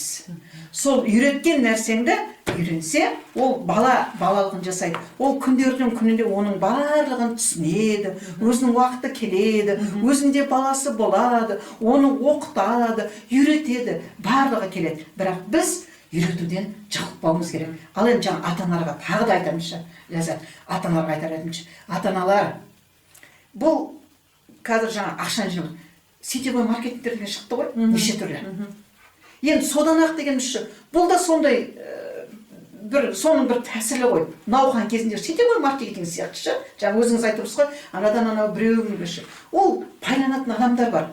Неге ата-ана мына бәрі тұр ғой кітап, өзіңіз де білім алдыңыз ғой осы кітаптан, бәрі ішінде тұр. Балаңыз дайындалып жатыр, балаңыз оқып жатыр, соған кішкене демеу жасап дегенімше, жақсы болыпты дегенімше, келе ғой мынаны оқыдың ғой деп, оның жағдайын жасап қойып дегенімше, балам ештеңе жоқ, білімнің барлығы кітаптан, осыдан оқып шыққанбыз, ештеңе жоқ, бұл өмірімнің бастамасы деп, ата-ана оған жұмыс жасау керек. Ал жаңағы мен балаларды үйрететін, сен оқы, грант дегеніміз, өкімет саған ақша береді дейінші. Өкіметтің саған ақша беру. Сен сондықтан оқы, мен өкіметтен ақша аламын деп. Ал ақылға түссе, сен өкіметке бересің ақшаны. Ата-анаң аман болса, сені ақылы болса да оқытады. Аман болса оқысын. Өзің де оқисың, жұмыс істеп жүр дегенше ақыл оқисың. Мысалы, мен қазір колледж жұмыс істеймін, сонда түске дейін жаңа студенттер сабаққа келеді, түстен кейін кешке жақын дегенше жұмыс істеп, өздерінің оқуын өздері төлеп жатыр. Мысалы, ата-аналарға көмектесіп. Міне ол өмірдің бастамасы ғана. Сондықтан дегенімізше, ата-ана соны түсіну керек. Сондықтан мен айтамын, ата-анаңның ақшасы грантқа түстің бе, ата-анаңның ақшасы қалды, ол сені апарып киіндіреді, ол саған деген емес, ол ата-анаңның жері, үйі өзінің қасында, өзінің жағдайында, мүмкіндігінде қалатышы. Енді қараңызшы, мынандай бір жағдай бар. Мен жарайды, сіздің ойыңызша, енді бала жақсы оқса, мектеп оқып жүрген кезде дайындалып жүрсе, ұлттық бірыңғай тестілеуден жақсы нәтиже ол бала көрсетеді дегенге сіздің сеніміңіз мол, байқауымша. Ал енді соңғы жылдары жаңа өзіңіз де айтып жатырсыз, мұғалімдерде де тест болады. Мен 2013 жылдан бастап 2018 жылға шейін осы мұғалімдердің жаңағы 3 айлық курсында оқып, артынан 3 айдан кейін олар сол оқығандарын тест Тест тапсырып бойынша дәлелдеу керек, білімдерін көрсетіп, тесттен өтсе ғана оларға сертификат беріледі. Тесттен өтпей қалғандары сертификат ала алмай қалады. Келесі жылына бір рет оларға мүмкіндік беріліп отырды. Келесі жылы тағы бір сол тест болған кезде тапсырып сертификат алуға болады деген. Сол кезде әрине енді жаңа өзіңіз айтып отырғандай дайындалып, жақсы оқып жүрген студент мұғалімдер өздері нәтижесін көрсетіп жатты жақсы. Ал енді бірақ арасында мынандай да жағдайлар болды. Жақсы оқып жүрген мұғалімдер тесттен құлап қалып жатқан кездер де болды. Сол сияқты енді балалардың арасында да сондай енді ішінара кездеседі. Жақсы оқиды, бірақ сол ұбт кезінде құлап қалады. Мен өзім ойлаймын. Мысалы, менің ойымша, күндіз түні оқитын, кітаптан бас алмаған балалар сол максимум 120 балды алуы мүмкін дейік, бірді екілі. Ондай балалар көп емес. Көп емес. Екінші, кейбір балаларда бір ерекше қабілет бар шығар. Керемет жақсы оқиды, кез келген сұрақтан мүдірмейді, жауап береді. Сол балалар мүмкін сол 120-ға алу мүмкін шығар, 110, 115, 120. Ал енді менің өзім бұл субъективті пікірім. Мен жақсы оқитын балалар 60, 70, 80 бала деп ойлаймын. Ол енді бізде масса осы, ой, ана жақта пәлен адам 120 бала алыпты, мына жақта пәлен бала 120 бала алыпты деп жаңағы жалауды желбіретіп жазып жатады неге? Бұқаралық ақпарат құралдарына. Мен өзімдікін дұрыс деп айтпаймын, бірақ менде сондай бір ой бар, ол кішкене осы қолдан жасалған бала емес пе екен деген. Мынау тест тапсырған кезде кейбір балалар бар. Осы қанша дайындық тесттерді тапсырды, қаншама сұрақтар бар, қаншама кітапша бар. Сол кітапшадағы бар сұрақтың барлығын жатқа білетін балалар бар. Олар жаттау қабілеті жоғарыда, бірақ есте сақтау қабілеті кішкене оған сәйкес келмейді. Жаттап алады да, егер оған мынаның ішінде жоқ бір тапсырма келіп қалса, мысал өзгеріп қалса, ол шатасып кетуі мүмкін. Әрбірден қазір оқу сауаттылығында мәтін алдыңызда тұр. Сіз сол мәтіннің ішінен іздейсіз ғой. Барлық мәліметті сол мәтіннен іздейсіз. Сонда сонымен жұмыс жасаған кезде, сол 20 сұрақтың 20-сына түгел жауап берген оқушы көрген жоқпын. 17, 18, мінекей. Көрдіңіз ба? Ол тұр, ешқандай оны іштен іздеудің қажет жоқ, оқу сауаттылығындашы. Іздеудің қажет жоқ. Ол қай мезгілде алады оны? Егер ол неге оқушыға мәтін таныс болса. Мынау 2013-2018 жылы аралығында мен жаңа мұғалімдермен бірге тест жұмыстарына қатыстым дедім ғой. Сол кезде алдыңғы әңгімеде айтқандай бір жақсы оқитын ер бала соның емтиханнан сол тесттен құлап қалғаны болды. Сол бәріміз таңғалдық, ол бала жақсы оқитын еді, қалай құлап қалды деп. Сөйтсем, тура осыған байланысты ол құлап қалған екен. Ол бала жақсы оқитын баланы өзінің тобы біледі, жақсы оқитынын, басқа көрші топтар біледі, жақсы оқып жүргенін. Сосын тест кезінде анау мұғалімдер енді белгілейтін кезде анау да бір сұрақ сұрайды бұл баладан, бұған жауап береді, оған сөйлейді. Мынау бір сұрақ сұрайды, анау қалай деп, бұл бала оған жауап береді, бір сөйлейді. Біреу ананы көрсетіп жіберші дейді, мынау бүйтіп көрсетіп жібереді қағазынан. Сөйтіп жан-жақтан мынау жақсы оқитын бала болсам, бұлаған сұрақта неде көп болған ғой. Сөйтіп ол енді анау видеоны қарап отырған бала адам қайдан біледі, оның жақсы оқығанын, тағы басқа оның бұрынғы тарихын. Қарайды, мына бала өзі анаған бір сөйлейді, мынаған бір сөйлейді, біреуге қағазын көрсетеді, біреуі тағы істейді дейді да, бұның несін жоққа шығарып тастайды, жазған жұмысын қарауға жатпайды. Бұл тесттің ережесін сақтамай отыр. Деп сөйтіп, ол бала жігіт, бала емес мұғалім жігіт, сол тесттен құлап қалған жағдай болған. Сол сияқты енді бұл жолы оқушыларға ескерту керек, жан-жаққа көп қарамай, анаумен бір, мынаумен бір сөйлеспей, өзіңнің алдындағы жұмысыңды жаса. Сосын біздің балаларда мынандай бар. биыл енді кішкене 1 метр, 2 метр, 2 метр деп жатыр ғой, алшақтық сақтап отырады деген. Бірақ дегенмен де балалар айтады, сен менің математикамды жасап жүрші, мен сенің тарихын жасап жіберейін деп, ана бір-бірімен қағаз ауысып сөйтетін жағдайлар болады. Енді сондай жағдайларды балаларға жасамаңыздар деп ескерту керек. Себебі биыл ОБТ тапсырып кеткеннен кейінгі материал, жаңағы видеоматериал қаралады. Жаңағы біреуден сіз қағаз беріп жатсаңыз, даже 2 метр дегенде алыс онша алыс емес, мен 2 метр жердегі мен бере аламын қағазды.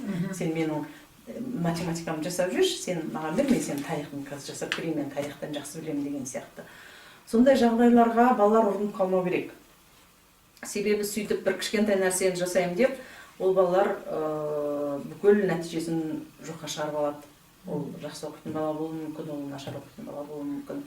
Биылғы ОБТ-дағы жаңашылдықтардың бірі осы. Тәртіпті сақтап, жаңағы алшақтықты сақтап, отырып, өзінің берілген уақытында өз жұмысын жасап шығып кету керек, енді қалай болған күнде де.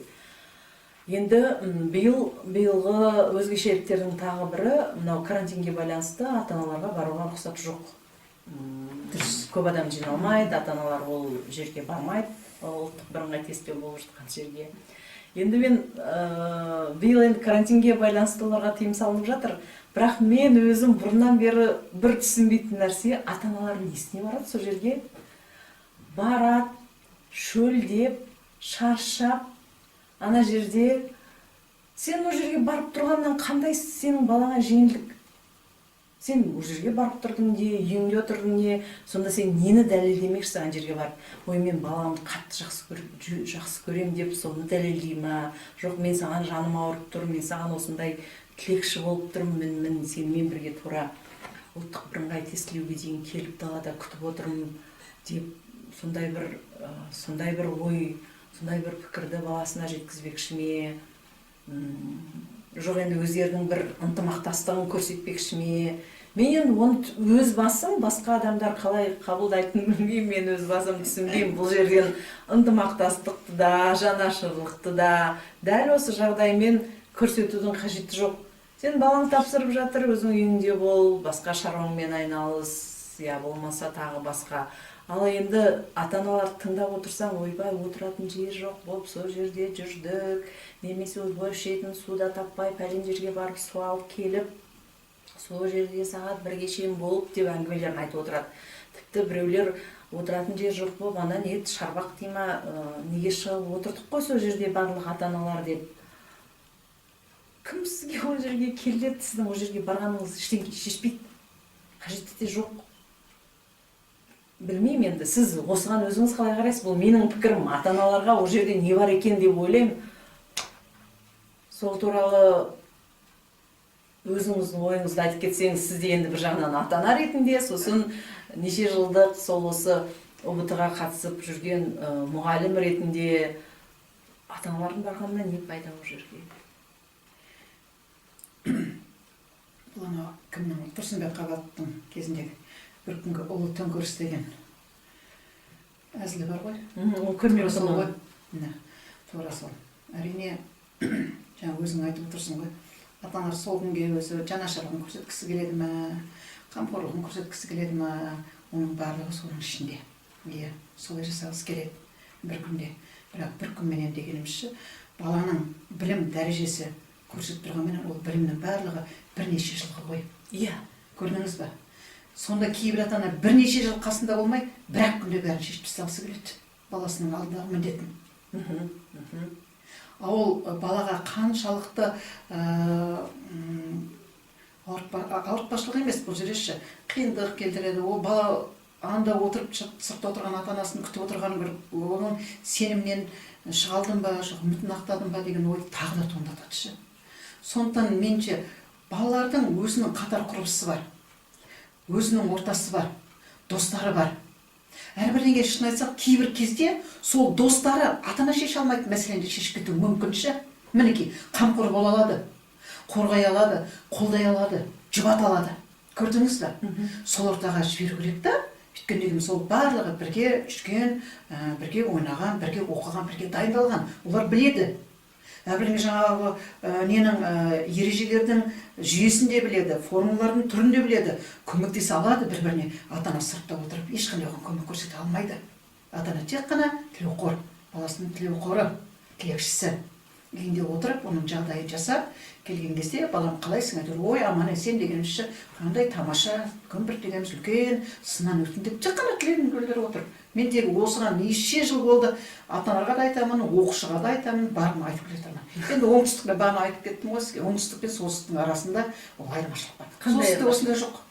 Бүйтіп ол ешкім ата-ана өйтіп жүрмейді баланың соңынан. Бала кәдімгі күнделікті бір емтиханға кетіп барған сияқты, жақсы, тілегін айтады, оң болсын, жақсы тапсырып шық, сәттілік тілеймін, болып кете береді. Оңтүстікте барлығы түгелмен қанша үрімбітағы туысқаны бар, бәрі жүреді сол жерде. Иә, кейбіреулер ата-анасы, әкесі, шешесі бәрі бала. Мектеп бітіру де солай ғой. Өмірі көрмеген ата-ананы мектеп бітіру кешінде көресіз. Туған туыс, әпкесі дейді, барлығы түгелменен сол күні құрметтегісі келіп кетеді. Оған дейін мен оқушыларға айтатыншы. Сен айт, сен сол күнгі құрметтемесің. Сен мына математикадан қосымша алып жатсың ба? Бір тәтең айт, математиканың ақшасын төлесін. Екінші тәтең айт, қазақ тілінің ақшасын төлесін. Үшінші тәтең айт, тарихтың ақшасын төлесін. Төртінші бір деген ағайының бар ма? Ертеңгі сен құттықтап келетін, соған айт. Маған сол кезде беретін көрімдігіңізді қазір беріңіз. Мінекей, маған қазір көмектесіңіз. Мен қосымша сабақ алып жатырмын. Оның ақшасын төлеуім керек. Мысалы үшін мұғалімнің еңбегі ол. Мысалы үшін үйретіп жатыр қосымша. Ол сабақтан тыс. Бізде мұғалімдер көп, өте көп. Тегін өткізетін мұғалімдер көп. Ақшаға өткізсе оның ақшасын дегеніміз ала алмай жүретін мұғалімдер көп. Ал енді соның барлығын сол кезден бастап, ақырында барысы, енді ақша жүрген жерде, ол жерде жауапкершілік жүреді. Менің ата-анам, мысалы үшін менің туысым, бауырым ақша төлеп жатыр ғой, меніңше соған оқиын дейді. А кейбір балалар бар деген мысалы, мен ақшасын төлеп қойдым, оқысам да оқымасам да бұл төлеп қойдым дейді. Ол дұрыс емес, мысалы үшін көзқарас. Ол білім өзіне керек. Білім ешқашан артық болмайды ғой. Кім оқытса да, қанша оқытса да, қалай оқытса да. Сонымен әрбір оқушы өзінің сөйтіп оқып жүріп мұғалімін тауып кетуі мүмкін. Мысалшы, әркім, мысалшы енді қосымша алып жүріп, оның білмегенін біледі, сол жерде сұрайды бір-бірінен, оның артынан дегенімізше оны бақылау болады, оның барлығын талдайды, сұрақтарды талдайды, ортаға түседі, додаға түседі. Міне оның барлығы түгелменен балаға қосымша білім. Сондықтан сол жағдайын жасау керек та, ата-ана бәрін жасау. Содан кейін бәйгеге қосқандай ұбт күні тест тапсыруға аман есен сәттілік тілеп жіберу керек. Болды. Менің ойым осы. Жақсы. Енді мынандай тағы бір нәрсе, осы 1-2 жыл бұрын мынандай бір оқиға болды. Мен бір танысым келді, мен баламды мына ұбт-ға қатыспайсың деп жатыр екен. Көктем айлары ғой деймін шамасы. Соған мектепте қазірден бастап реттеп жатыр екен, кім ұбт-ға қатысады, кім қатыспайды. Сол менің баламды ұбт-ға қатыспайсың депті. Бірақ менің балам жаңағы жоғарғы оқу орнына түсу керек, ол ұбт-ға қатыспаса қалай түседі. Мен таң қалдым, ұбт-ға қатысу деген әр оқушының өзінің құқы емес пе деп. Ол енді ұбт-дан қанша бала алса, ол басқа мәселе. Ал енді қатысу құқығын қалай шектейді екен, мүмкін емес шығар деп, бірақ дегенмен мектеп директорына бардым. Мектеп директорына барып ем, бірақ ол мен сөзін тыңдаған жоқ. Жоқ, ол бала нашар оқиды, ол бала осындай күндері сабақтан қалған, ол бала сондай мұндай деп, ана баланы жамандап, сосын біз ондай балаларды қатыста алмаймыз ұбт-ға. ұбт-ға кәдімгі жоғарғы оқуын оқи алатын, білім деңгейі жоғары, осы мектепте жоғары білім деңгейін көрсетіп жүрген балаларды ғана біз қатыстырамыз. Ал қалған балаларды қатыстырмаймыз. Олар емтихан тапсырады да, сонымен кетеді. Ол осындай шешім деп маған солай түсіндірді. Сосын енді мен ештеңе дей алмадым, шынымды айтсам, ол директорға. Енді ең қызығы, сонда ол енді менен ештеңке шықпаған соң басқа да жолдар іздеп, ақырында анау президент әкімшілігінен бір адамды тауып, оны директорға салып, директорды көндіріп, директорға жаңағы бір енді жаңағы қайтарымы дей ма, рахметі дей ма, ол директорға бір үкімет жақтан марапат бергізетін болып, сөйтіп баласын кейін енді анау ойбай президент әкімшілігі дегеннен келіп біреу анан сұрап отырғасын ол директор еріп жаңағы маған айтқанның бәрі далада қалып тіпті ол ойбай ол балаға мен өзім жаңағы қамқорлығыма аламын ол баланы ұбт-ға кіреді ол ұбт-ға қасына мен бір жақсы осы мектептің ең жақсы оқитын баласының қасына отырғызамын ол баланы ол ұбт-дан жақсы бала болып шығады деп уәде беріпті ана басқа анандай бір шенді адам келгеннен кейін сөйтіп солай болып шықты ақырында. Солай болып шықты ма? Солай болып шықты. Енді бұл бір осындай жайт айтып тұрғаным ол бір жағы. Екінші жағы мен таң қалатыным неге ол балалардың құқығын шектейді ұбт-ға қатысуға әр оқушының меніңше құқы бар емес пе? Сонда осы мәселе тек сол бір баланың басындағы жағдай, мен өзім тікелей араласқаннан кейін осы бүге-шегесіне шейін біліп отырмын. Ал ол көп баланың басында бар жағдай мен естіп жатырмын. Мен баламды қатыстырмайын деп жатыр, ұбт-ға жібермейін деп жатыр. Мен балама айтыпты қатыспайсың деп, қатыспаймын деп айт, мен емтихан жазамын деп жаңағы өтініш жазып бер депті. Деп әйтеуір осы мәселе, сол мәселе туралы бір тоқталып айтып кетсеңіз, неге болады осындай мәселе? Ләззат, кезінде біздің уақытымызда кадр деген мәселеге қатты қараймын. Кадр дегеніміз ол қай жерде кімнің қолында билік бар, кімнің қолынан келеді, сол адам. Ол кадр жанашыр болмай, кадр қамқор болмай, кадр жауапкершілік сезінбей, ол бала қайдан сезінсін? Мысалы, тура сіздің қазір әңгімеңіз. Біздің мектеп басшысы Әділ Әбіловшы бізге бір ауыз сөз айтатын. Барлық бала қатысады, түгелменен. Ал ол баланы оқыта алмаса, ол сенің кінә. Қандай болса да оқытып шық. Біз осымен шыңдалып өстік. Мен 4-ші мектептерде жұмыс істеген кезде біз мықты мұғалімдердің жас болдық, мықтылардың ортасында осылай білім алып шықтық. Одан келдік, басшының осындай несінің талабының арқасында бізде ешқашан неше жыл мұндағы дейін ешқашан дегенімізше бала тестіге қатыспай қалудан әңгіме болған жоқ. Немесе сен осы мектеп интернат қой. Сен мына мектеп интернатта төмен бала аласың, сен басқа мектепке ауысып кет деп айтқан жоқпыз. Қайта керісінше кейбір балалар мен ауылға барып шет жаққа барып жоғары бал алам деп ауысып кеткен балалар болды. Қайда біздің балалар оларға телефон арқылы көмектескен кездері болды. Былайғы кездерші. Содан кейін шатасушылық қайдан болады? Жанжырышы. Бір мектеп, мына қазір бұттаны өткізеді ғой. Сосын балалар дегенімізші кітапты алып қайталаудың орнына аналарға дегенімізші мынандай сұрақ келіпті, мыналарға мынандай сұрақ келіпті. Әр мектептегі сұрақты жинап кетеді. Әрбірден кейінші. Мен айтамын, ол сұрақтың бәрі қайда тұр? Ол сұрақтың барлығы кітаптың ішінде тұр. Барлығында тұр. Одан да сен уақытыңды жібермей, алда бір-екі ереже болса да бір-екі сеппазды шығарып таста. Вот сонда сен дегенімізші ұтасың. Міне осы жағдай. Сондықтан ол жер дұрыс емес. Өйткені ол не себептен болды? Өйткені кезінде мектептер жаңағы баланың санына байланысты, ұбт-ға қатысуына байланысты, оның ұбт-дан алған көрсеткішіне байланысты есеп беретін болған. Мектептің көрсеткіші төмендеп қалуы мүмкін. Ал бұл жерде мектептің көрсеткішін төмендеп қалды деп қорқу, ол мектеп басшысына өзінің орнынан айырылып қаламын ба деген қорқуы. Екеуі келіп тұршы. Бұл жерде адамға ол кім басшы болмайды? Басшы келеді, кетеді. А бала ол кейінгі өміріміздің жалғасы. Біз ол балаға қалай болса да көмектесу. Жоқ, болады, балалар болады. Ешқандай түсінбейтін, келмейтін, қатыспайтын балалар болады. Ондай да болды. Біздерде мысалы болды ондай балалар. Екінші қосымша сабақ өтіп жатады. Ол бала екінші қабатта қашып жүреді, үшінші қабаттан сен алдынан шығып, ол баланы әкеліп, мұғалімнің алдына отырғызып қойсын, оның жағдайын айтасың. Мына баланың сізге төлейтін, қосымшаға төлейтін ақшасы жоқ. Тегін оқытасыз, бірақ оқытасыз. Өйткені ол менің сыныбымның несі оқушысы. Мұғалімдер оны оқытып шығады. Өйткені талап сондай. Талап сондай болғаннан кейін мысалы, ол жалпы талапқа байланысты емес, ол әрбір адамның өзінің жеке басына байланысты. Ол мысалы мүмкін ол жерде мектептің басшысы оған қарсы болуы мүмкін, бірақ мұғалімдер бар, оған қарсы болмай, жаңағы оқытып жүгіріп жүрген мұғалімдер, сол оқытам деп жүрген мұғалімдер бар. Бірақ бала оқымай жүр ғой. Енді ол мен түсінгенімше бір жақтан бір арнайы нұсқаулық жоқ, қатыспасын, осы мектептен осындай пайыз оқушы ғана ұбт-ға қатыссын деген. Яғни ана мектеп нашар оқитын балалар ұбт-ға қатысса мектептің рейтингі түседі, сол үшін деп қатыстырмайтын болып отыр ғой. Иә, бір сөзбен айтқанда. Қазір ондай рейтинг жоқ қой. Иә, ондай рейтинг жоқ, бірақ енді ұлттық бірыңғай тестілеу деген ол бір жағынан бәйге ғой. Иә, ол бәйгеден біреу бірінші келуі мүмкін, біреу ортада келуі мүмкін, біреу соңында келуі мүмкін, біреу жаңағындай зорығып, ентігіп бір жерде қалуы мүмкін, түрлі жағдайға байланысты. Сондықтан енді жаңағы бағын сынауға әркімнің құқығы бар ғой. Енді жаңағы сіздің оқушылардың сұрақ жинайды дегеніңізге байланысты, осы ұбт-ның сұрақтарына қатысты.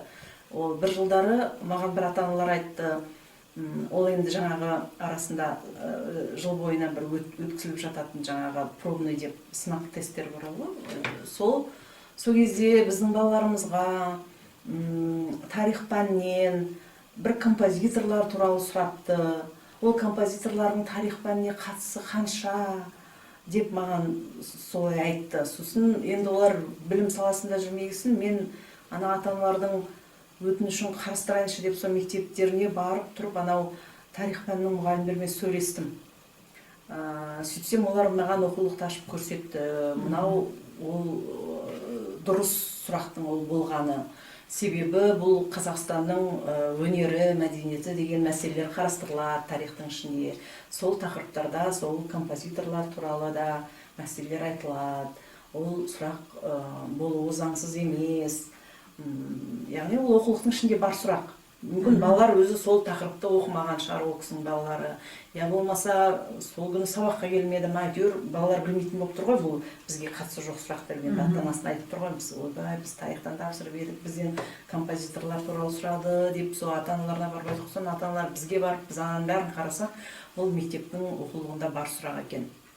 Енді бұл арасында осындай түсініспеушілік те болады, бірақ та енді мен тағы бір жағдайларды осы соңғы жылдары естігенім бар, анау Роза Рымбаеваның үйі неше бөлмелі депті, содан кейін тағы да біреудің итінің аты не деп сұрапты деп. Енді мен оны өзім көзіммен көрген жоқпын. Біріншіден осылар рас па? Жоқ, адамдардың шығарып жүрген әңгімесі ме? Сіз жаңа өзіңіз кітапты қарап көрдіңіз. Ол тарихта бар. Мысалшы, әр ғасырдың 19 ғасырдың ортасындағы, немесе 18 ғасырдың соңындағы әдебиет, мәдениет өкілдері деген бар. Сіз өзіңіз кітапты көрдіңіз, сол көргеннен кейін барып оны дәлелдеп отырсыз.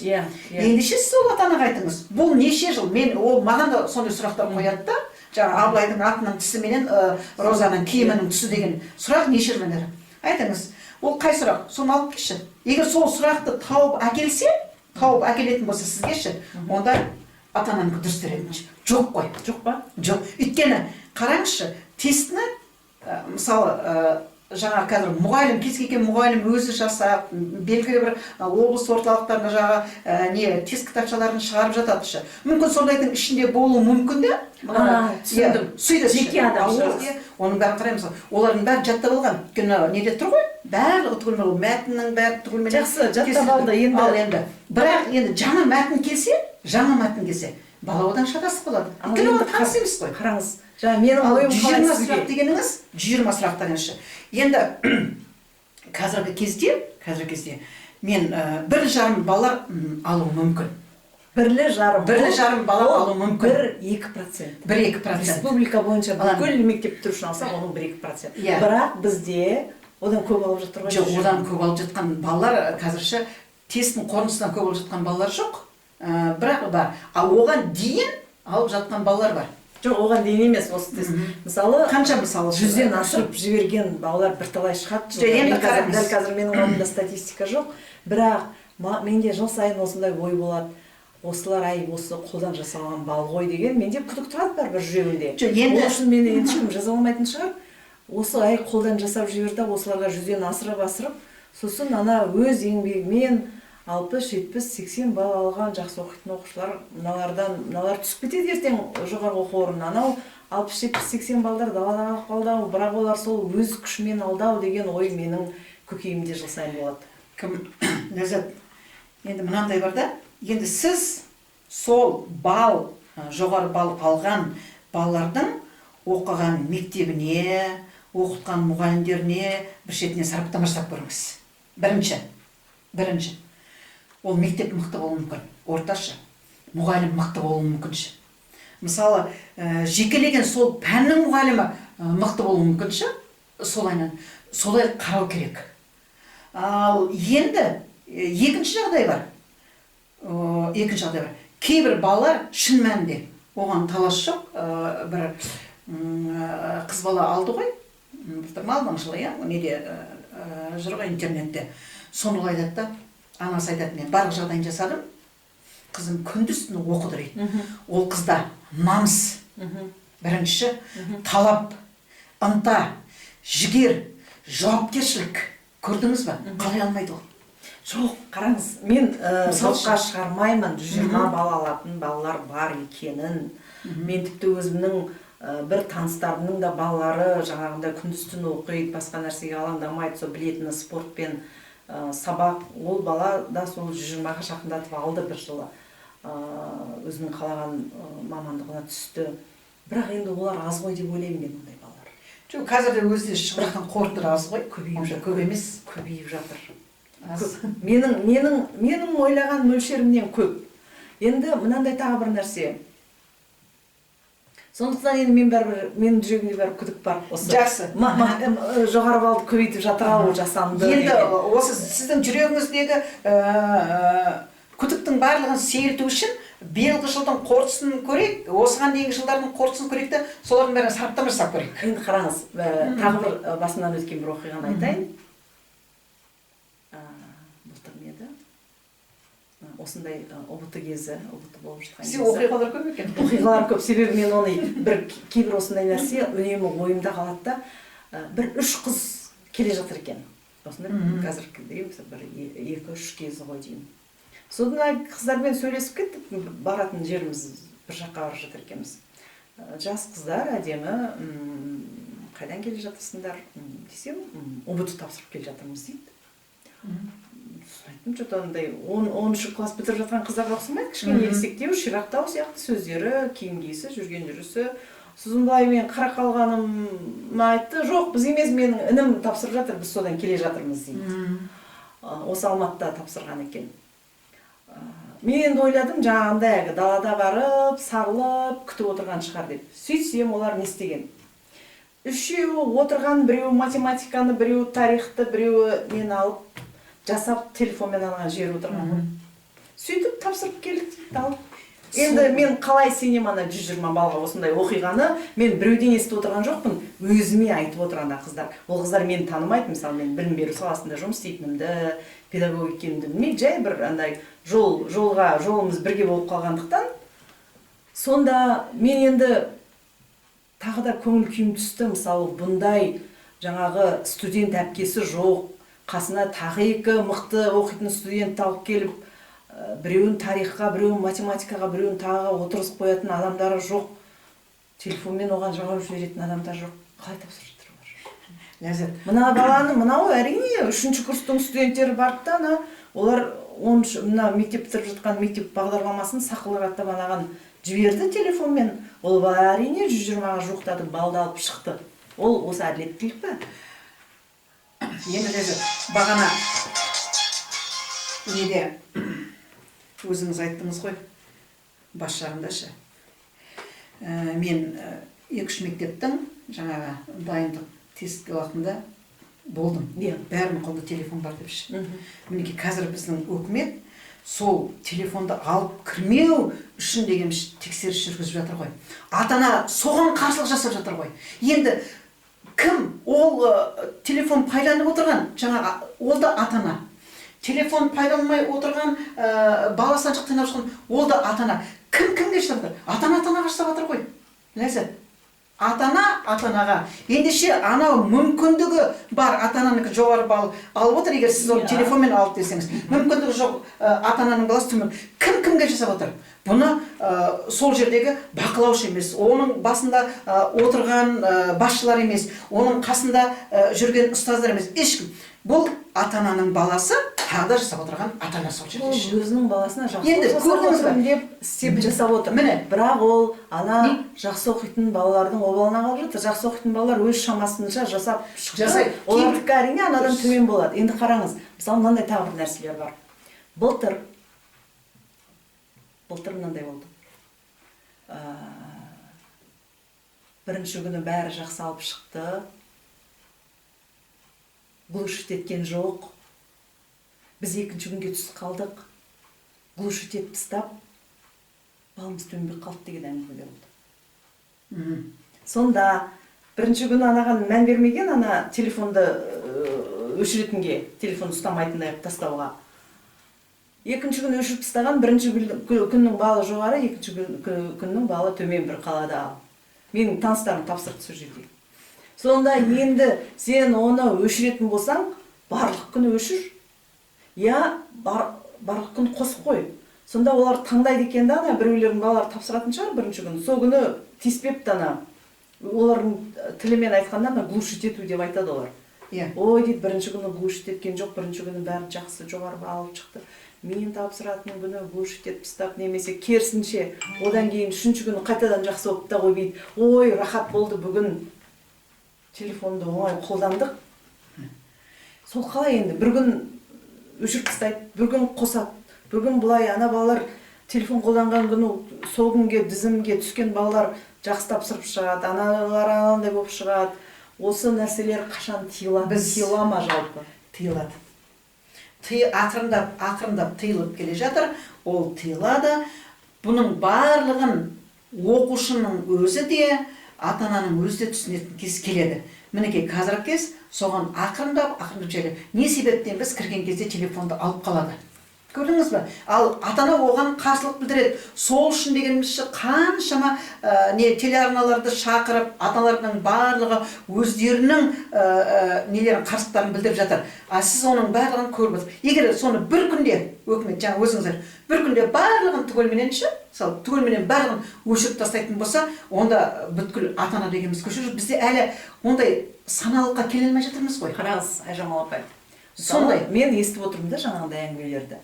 Мен сияқты кез келген ата-ана естиді, жаңағыдай телефонды біреулер барып телефонын жауын жіберіп отырады екен ғой. Неге мен балама онда солай істемеймін? Ойбой, біз аңқиып жүр екенбіз. Біреулер барып студенттерді апарып, ана телефонмен жауаптарын жіберткізіп отыр екен. Менің балам соры қайнап қалды, оға түсе алмай. Анау неді. Енді мен ана келесі екінші баласын, немесе үшінші баласын, немесе тағы ана туысқандарының баласы ұбт тапсыратын кезде ол осыны ұйымдастырады. Ол ата-ананың кінәсі бар ма? Ол көріп тұр ғой, басқалар осы жолмен жүріп жетістікке анау оқуға түсіп алды. Біз аңқау болып, немесе өтірік емес енді, бекерден адал болып, осылай істемеппіз, адамдар солай істейді екен дейді. Сондықтан ол ата-аналарды енді 100% кінәлауға болмайды. Әркім адамдар жолын тауып жатыр екен, бізде солай жолын табайық дейді ғой. Сондықтан енді бұл біздің жалпы қоғамдағы әділеттіктің жоқтығы осы.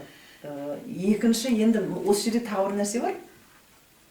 Мысалы, шетелге балаңыз оқуға барса, бір балалар шетелге оқуға барса, ол шетелдің вузы, ана баланы қабылдайтын кезде, сіздің мына ұбт нәтижесіне қарамайды. Ол оны құжат ретінде мүлдем қарамайды, мойындамайды. Әкем рахмет алып қойған қарата дейді. Біздің мынау алтын белгі, қызыл аттестат дегеніңізде олар айтады, жоқ, өткізбей қой, қажет жоқ дейді. Ол алтын белгіні де алмайды. Шетелдің жоғары оқу орындары қабылдау комиссиясы қызыл аттестатты да алмайды. Жаңағы сіз ұбт-дан өтіп барып, жаңағы 120 балыңызды алып барсаңыз, мен мені ұбт-ны күшті тапсырдым деп, оны да алмайды. Себебі не? Себебі сенбейді. Оның растығына сенбейді. Жоқ дейді, сенің ана ұбт 120 балың қажет жоқ. Саған тек қана олар бірінен сұрайды. Енді көпшілігі, ішінара мүмкін әртүрлі вуздар бар шығар. Тек қана сен ана мектеп бітірген туралы бір құжатың болса, сол жарайды бізге.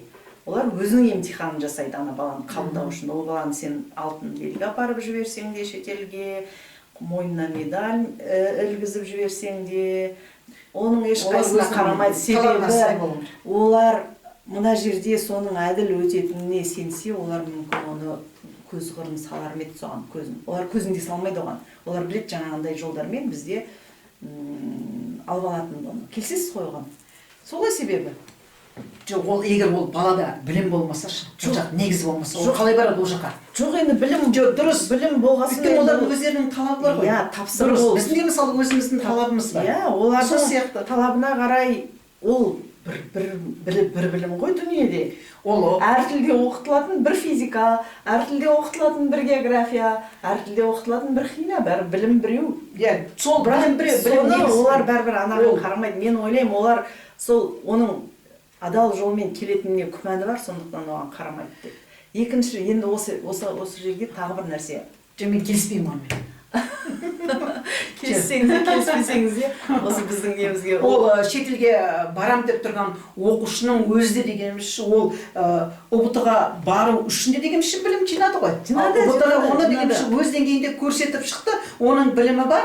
ұбт дегенімізше ол білімнің барлығының түгелменен қорытындысы. Ең соңғы түйінді, әлгі тойларда, тағы да қазақтардың тойына келеміз. Ең соңында үй иелері сөйледі ғой, қорытып бәріне рахмет айтып, мысалыша, сондықтан ол біздің қазақстандық білім жүйесіне дегенімізше өзінің қорытындысы, түйінді ойы. Мысалыша, былай қараған кезде. ұбт-ның бәрі әділетсіз болып жатыр деген келмейді. Ішінде жаңағындай оқиғаларда орын алып жатқан. Білмеймін, біз қараңызшы, қазір біздің кезіміздегі баланың оқуына деген талап, ата-ананың көзқарасыменен бүгінгі кездегі баланың оқуыменен жаңағы ата-анасының оқуға деген талабы жер мен көктей ғой. Қазір әрбір ата-ана мектеп таңдайды, мұғалім таңдайды, баласын жетектейді, немересін жетектейді. Неге? Өйткені қазір білімнің керек екенін түсініп қалды. Ал келешекте осы қазіргі қазіргі жастарыңыздың барлық түгелмен келешекте әрқайсысы баласын телефонда іздемеуі мүмкін, таныста іздемейді, баласын іздейді, мықты мұғалім іздейді. Ол кезде мықты мұғалім таппай қалуы мүмкін да. Ондай заманда. Сол кезде. Бірақ ол қалалық жерде ғой, ауылдық жерде ондай таңдау жоқ. Болады. Сол бір мектепте. Қазір қараңыз, ауылдық жерде, Ләззат, ауыл жерде. Бір ауылдан екінші ауылда мықты математик бар екен дегенді естіп, кезінде емтихан тапсырды ғой. Мына ауылдың дегенімізше математик есеп шығара алмауы мүмкін, ана ауылда дегенімізше мықты математик бар екен, соған балаларын жетектеп апарған ата-аналар бар. Ауылдық жерде де қазір дегенімізше бұған көп көңіл бөліп жатыр. Бірді екілі жағдай шығар. Енді бір келеді. Ауылдың арасы жақын, Келеді. ауылдың 50-60-70 километр. Мына интернетте, ауылдық жерде интернетте жұмыс істейтін ауылдар, мына интернет жақсы біледі. Ол жердің балалар жақсы біледі. Өйткені күндіз-түні олардың осы ғой, интернетпен жұмыс жасап отырады да, олар бүткіл бағдарламаны өздері түртіп шұқып, жаңағы өздері үйреніп алып жатқандар бар, мықты. Жақсы. Бізде дегеніміз қалалық жерде дегеніміз көп қой. Көзіміз жалт-жұлт. Бұрын біздің заманымызда ақ пен қара болды өмір. Қазір түрлі түсті ғой өмірдің барлығы. Жақ-жақ өтеді ғой. Алты шляпа. Иә. Енді қараңыз, жаңа шетел неге байланысты. Мен осы былтыр шетелге оқитын бір топ балалармен сөйлестім. Жаңадан бірінші, екінші курста оқып жүрген балалар. Сонда әртүрлі мәселелер туралы сөйлесіп отырдық. Сонда осы ұбт-ға байланысты бір олардың айтқан сөзі есімде қалды. Сонда бір бала айтты: егер Қазақстанда ұбт болмаса, немесе ұбт әділ өтсе, біздің көпшілігіміз Қазақстанда оқитын едік деді. ұбт үшін осы жақта жүрміз деді. Енді айғайды. Жоқ. ұбт үшін Жоқ, мен ондай пікірді өзім естемін деп ойлаған жоқпын. Өшіріп тастай аласыз ба телефоныңызды, қиын болмаса. Мазамызды алып жатыр. Енді осы бұл да бәрібір айтылған ой, пікір, бекер емес деп ойлаймын мен. Мысалы, мен де ондай ой мүлдем күтпегенмін, шынымды айтсам. Бірақ енді бекер емес деп ойлаймын. Әйтеуір бір себебі, жаны бар пікір. Ойланып қалдым мен ана баланың сөзінен кейін. Енді қараңыз, біздерде қазір әсіресе мынау Ресей мемлекеті, ол ұбт басталмай жатып, жақсы оқитын оқушылардың барлығын алдын ала шақырып алады. Оған ұбт не керек? Оған неге ол басын ауыртады, мысалы ұбт-ға? Ана жақтағылар шақырып жатыр ғой. Сонда ол аппаратта, оны ұбт-ға жаба салады. Мен өзім ана Ресейге барып оқуым келіп тұр деп айтпайды ешқайсысы да. Көрдіңіз бе? Бұл жерде Ресей емес, бұл Европада жүрген балалар. Жарайды, Европада жүрген балалар болсын. Қазір дегеніміз көп қой. қазір жоқ, оларды ешкім кінәлап жатқан жоқ. Оларды сендер неге шетелде оқисыңдар деген кінәлә, мен ондай сөз айтқан жоқпын оларға. Жай әңгімелесіп отырғанда енді екінші жағынан кімшіл ләззат шет мемлекеттің жаңағы жұмыс беруіндегі төлейтін ақшасы да бәрі жоғары, сол үшін сондай болып ол жоқ, ол жалпы шетелге кету мәселесі ғой. Жаңа сіздің Ресейді айтып жатқаныңызда, ол Ресей әрине ол біздің ақылды балаларымызды алып кетіп, ол қазір көбісі ойлайды Ресейге кетіп жатқандар тек орыс балалар кетіп жатқан жоқ, қазақтың балалары кетіп жатыр. Олар көп түр грант береді, жатақхана бар, стипендиясы бізден көп. Ол Қазақстанға қарағанда кейін бітірсе жұмыс көбірек табылады, ол жақта бәрібір өндіріс орындары бар. Сондай себеппен олар кетіп жатыр Ресейге. Оған баланы кінәлауға қажеті жоқ, баланың ата-анасын кінәлауға қажеті жоқ. Себебі ертең кім баласының жұмыссыз сандалып жүргенін қалайды?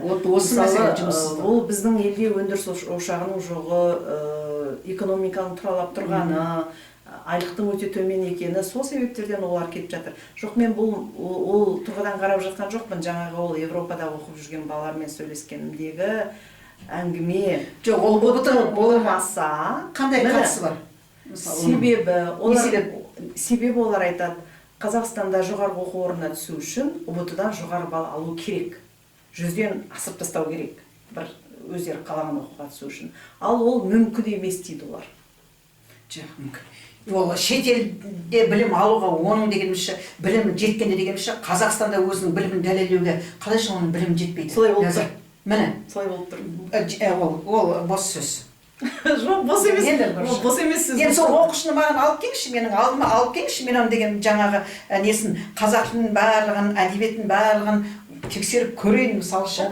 Қалай оқыды екен? ұбт-дан кейін кетіп, олар ана жаққа түсіп тұр ғой.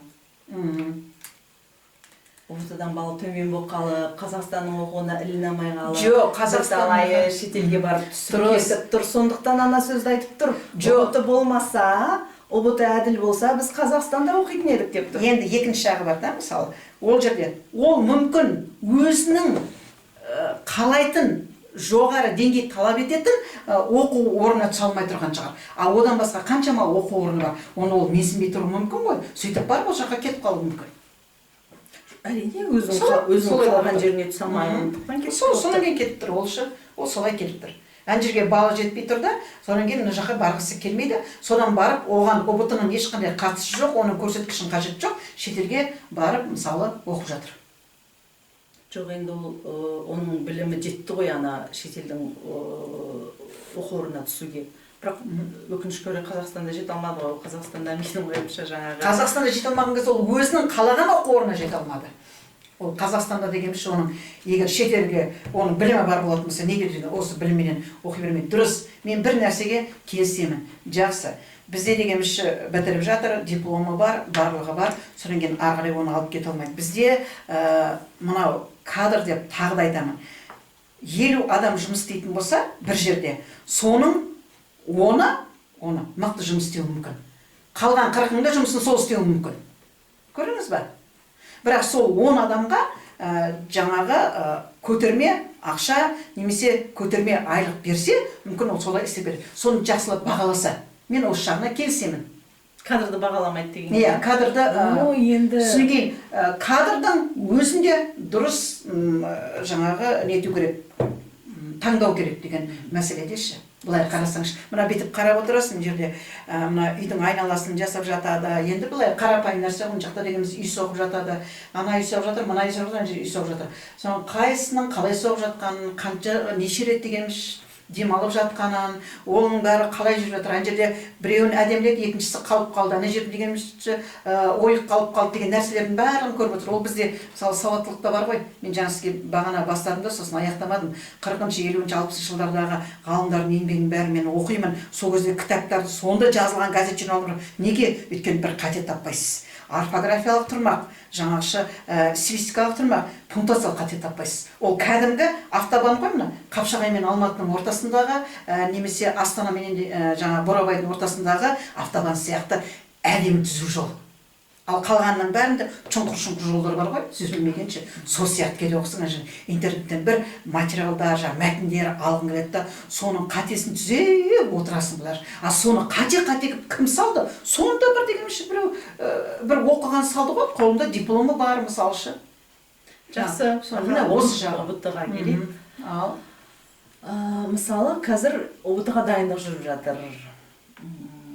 Камералар орнатып жатыр, жаңағы бақылайтын адамдар дайындап жатыр, түрлі нұсқаулықтар беріп, кезекшіліктер, тағы басқа сондай шаралар жүргізіліп жатыр. Ол ОБТ болатын жерде.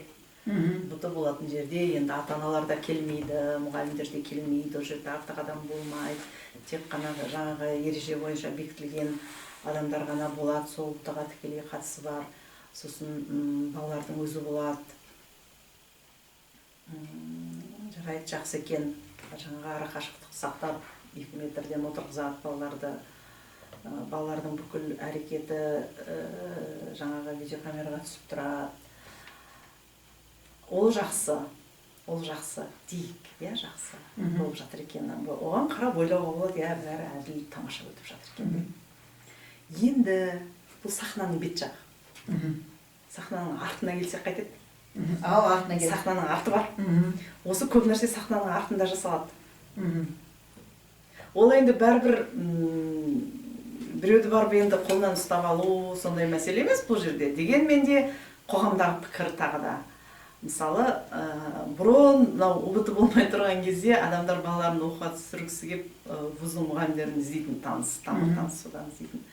Одан мен бір кездері байқадым, нелер іздеп жүрді, компьютершік дейді, компьютермен артынан сол ОБТ-дан жиналған қағаздарды реттейтіндер. Соған жол тапқылар келіп, сол арқылы бір шаруаларын бітіріп жүргендер болды. Жаңа техникалық жағын жаңағы сканерден өткізіп, балын санап, сөйтіп кететіндерді. Енді соңғы жылдар мынандай да әңгіме естимін мен. КНБ-да таныс болма. КНБ-да таныс болма дейді. Бәрін КНБ жасайды екен ғой дейді. Енді ол бір рет естіп қалсаң, жарайды, бір өсек жай сөз шыға дейсің. Бірақ енді сондай әңгімені көп естисің. Енді былай қарап отырсам, КНБ-ның ол тікелей білім беруге, жаңағы білімнің мазмұнына қатысы жоқ. Ол жерге былай қатыстырмаса да болатын еді ол КНБ-ны. Ол жаңағы білім беру саласының адамдары өзі ОБТ-ны жүргізетін еді.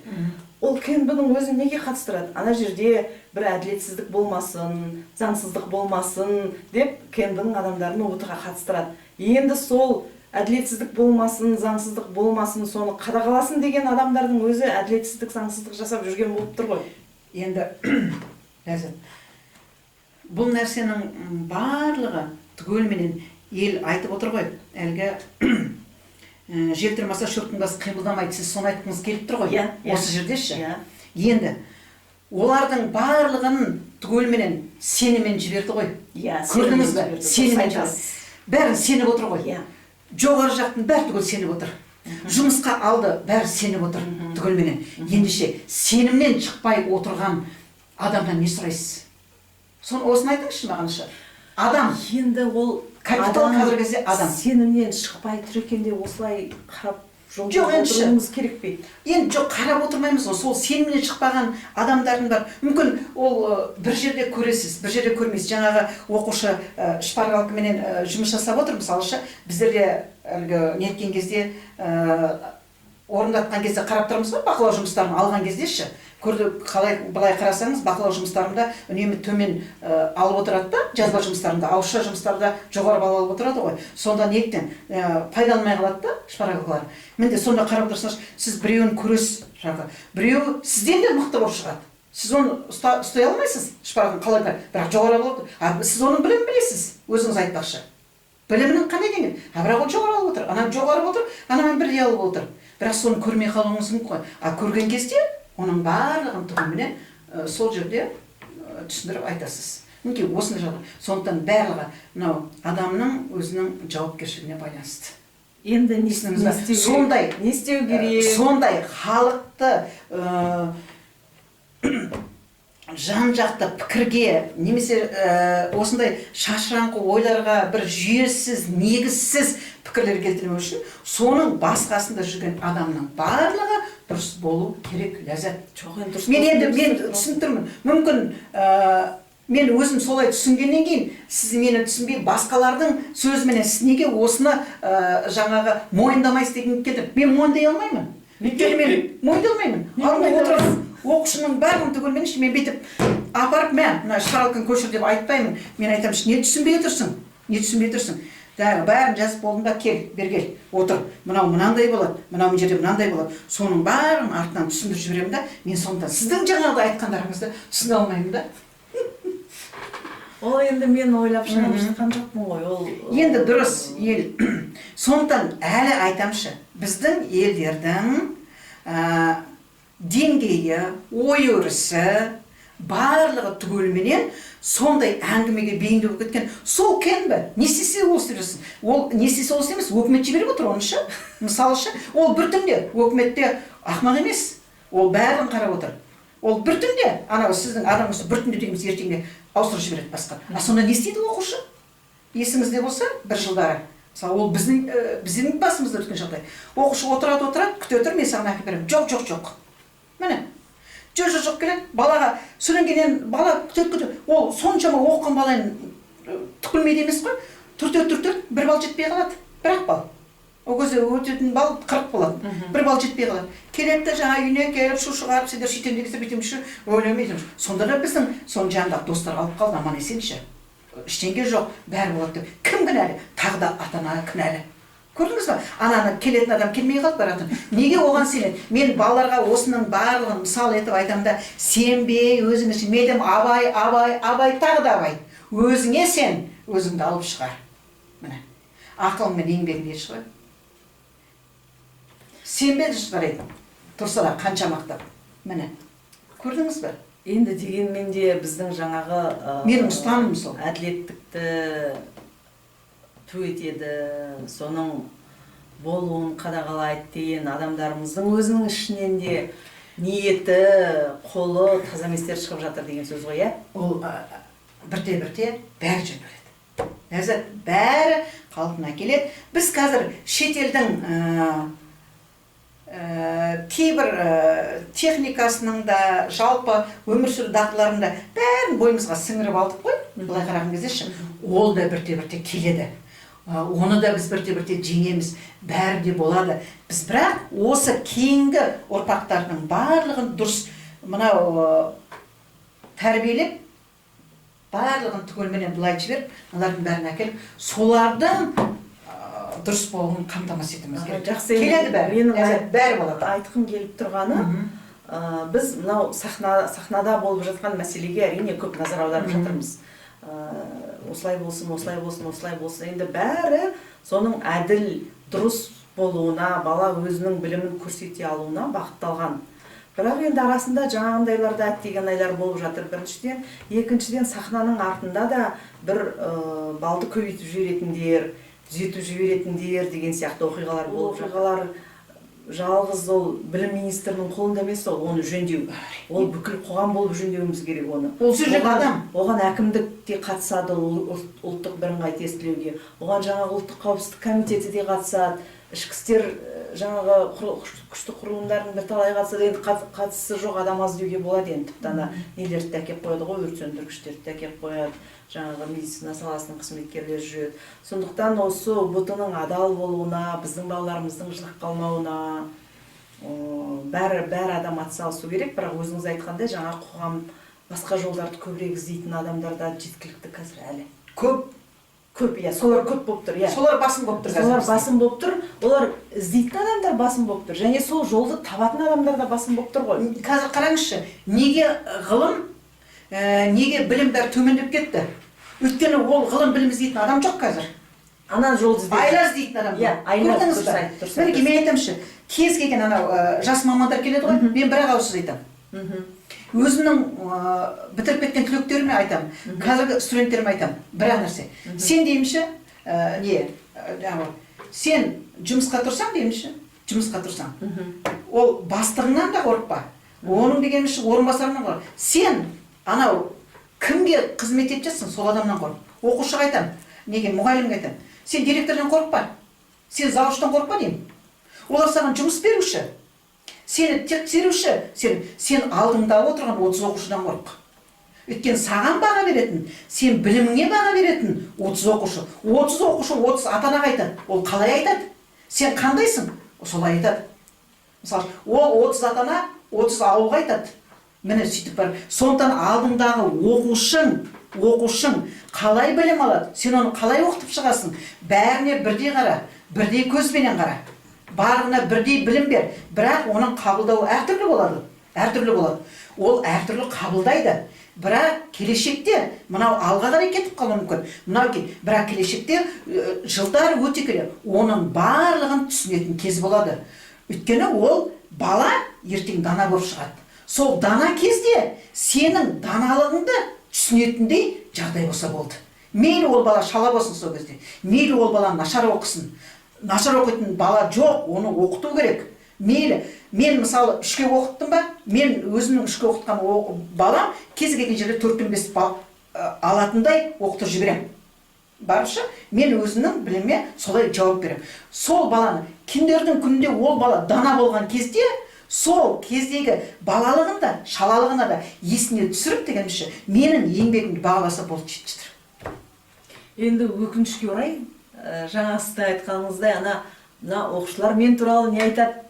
Оқушылар мені қалай бағалайды деп ойлайтын мұғалімдер әзір аз бізде. Ондай санаға жеткен жоқпыз. Жеткізу керек. Ол бір 10-20% шығар. Бірақ көпшілік мұғалімдер директор не дейді, завуч не дейді деген ойда жүр. 80% мұғалімдер сол оймен жүреді да, өзінің білімінің қайдағанын білмейді.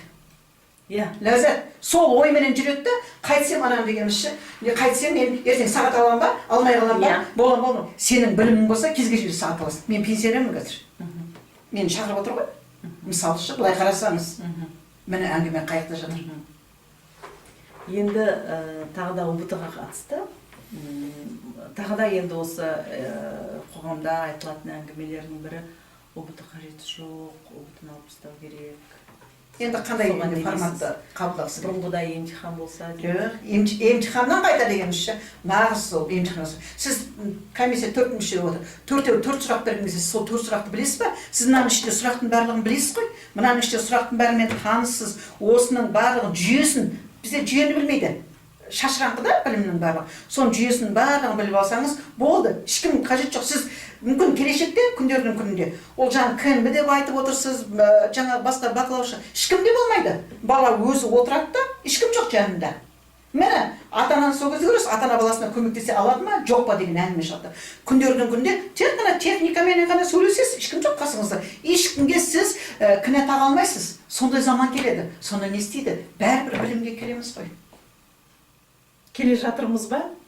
Или келеміз деп ойлап жүрміз? Келдік. Келген жоқпыз. Бірақ келе жатсақ, сол жолда болсақ, жақсы болар еді. Кішкене барлығын жүйелеп қойдық, былайынша. Енді соны тек қана ары қарай іске асыратын адамдардың ықыласы, пейілі, ниеті дұрыс болу керек. ұбт керек дейсіз ғой, иә? Керек. ұбт дұрыс. Дұрыс. Өйткені бала өзі бетпе-бет келеді. Мына бәрі бала мінекей дегеніміз, жаңағы сұрақ, бала сұрақ болды. Ешкім жоқ басқа ешкім айналаңызда. Сіз ана жерден түртіп қалып бір жерінен кемшілік табамын, мына жерден мен түртіп қалып кемшілік тауып, мына баланы қайтсем де құлатам деген жағдай жоқ. Баламен кітап екеуі отыр, кітап не істейді оған? Кітап білім бергеннен басқа ештеңе істемейді, кітап сұрағынан басқа ештеңе білмейді. Болды, екеуі бетпе-бет қалады, мінекей. Болды, ешкімнің қажеті жоқ. Айналада ешкім жоқ. Қазір роботтар жасап отыр ғой жұмыстың барлығын. Сол сияқты алдыңыздағы қағазбенен жеке қаласыз. Бұл. Ал кімге сонда деген сіз ертең күні жаңағы мынау кінәлі деп кінә тағасыз, кінә артасыз. Ол енді ол заманға келетін шығармыз. Келеміз.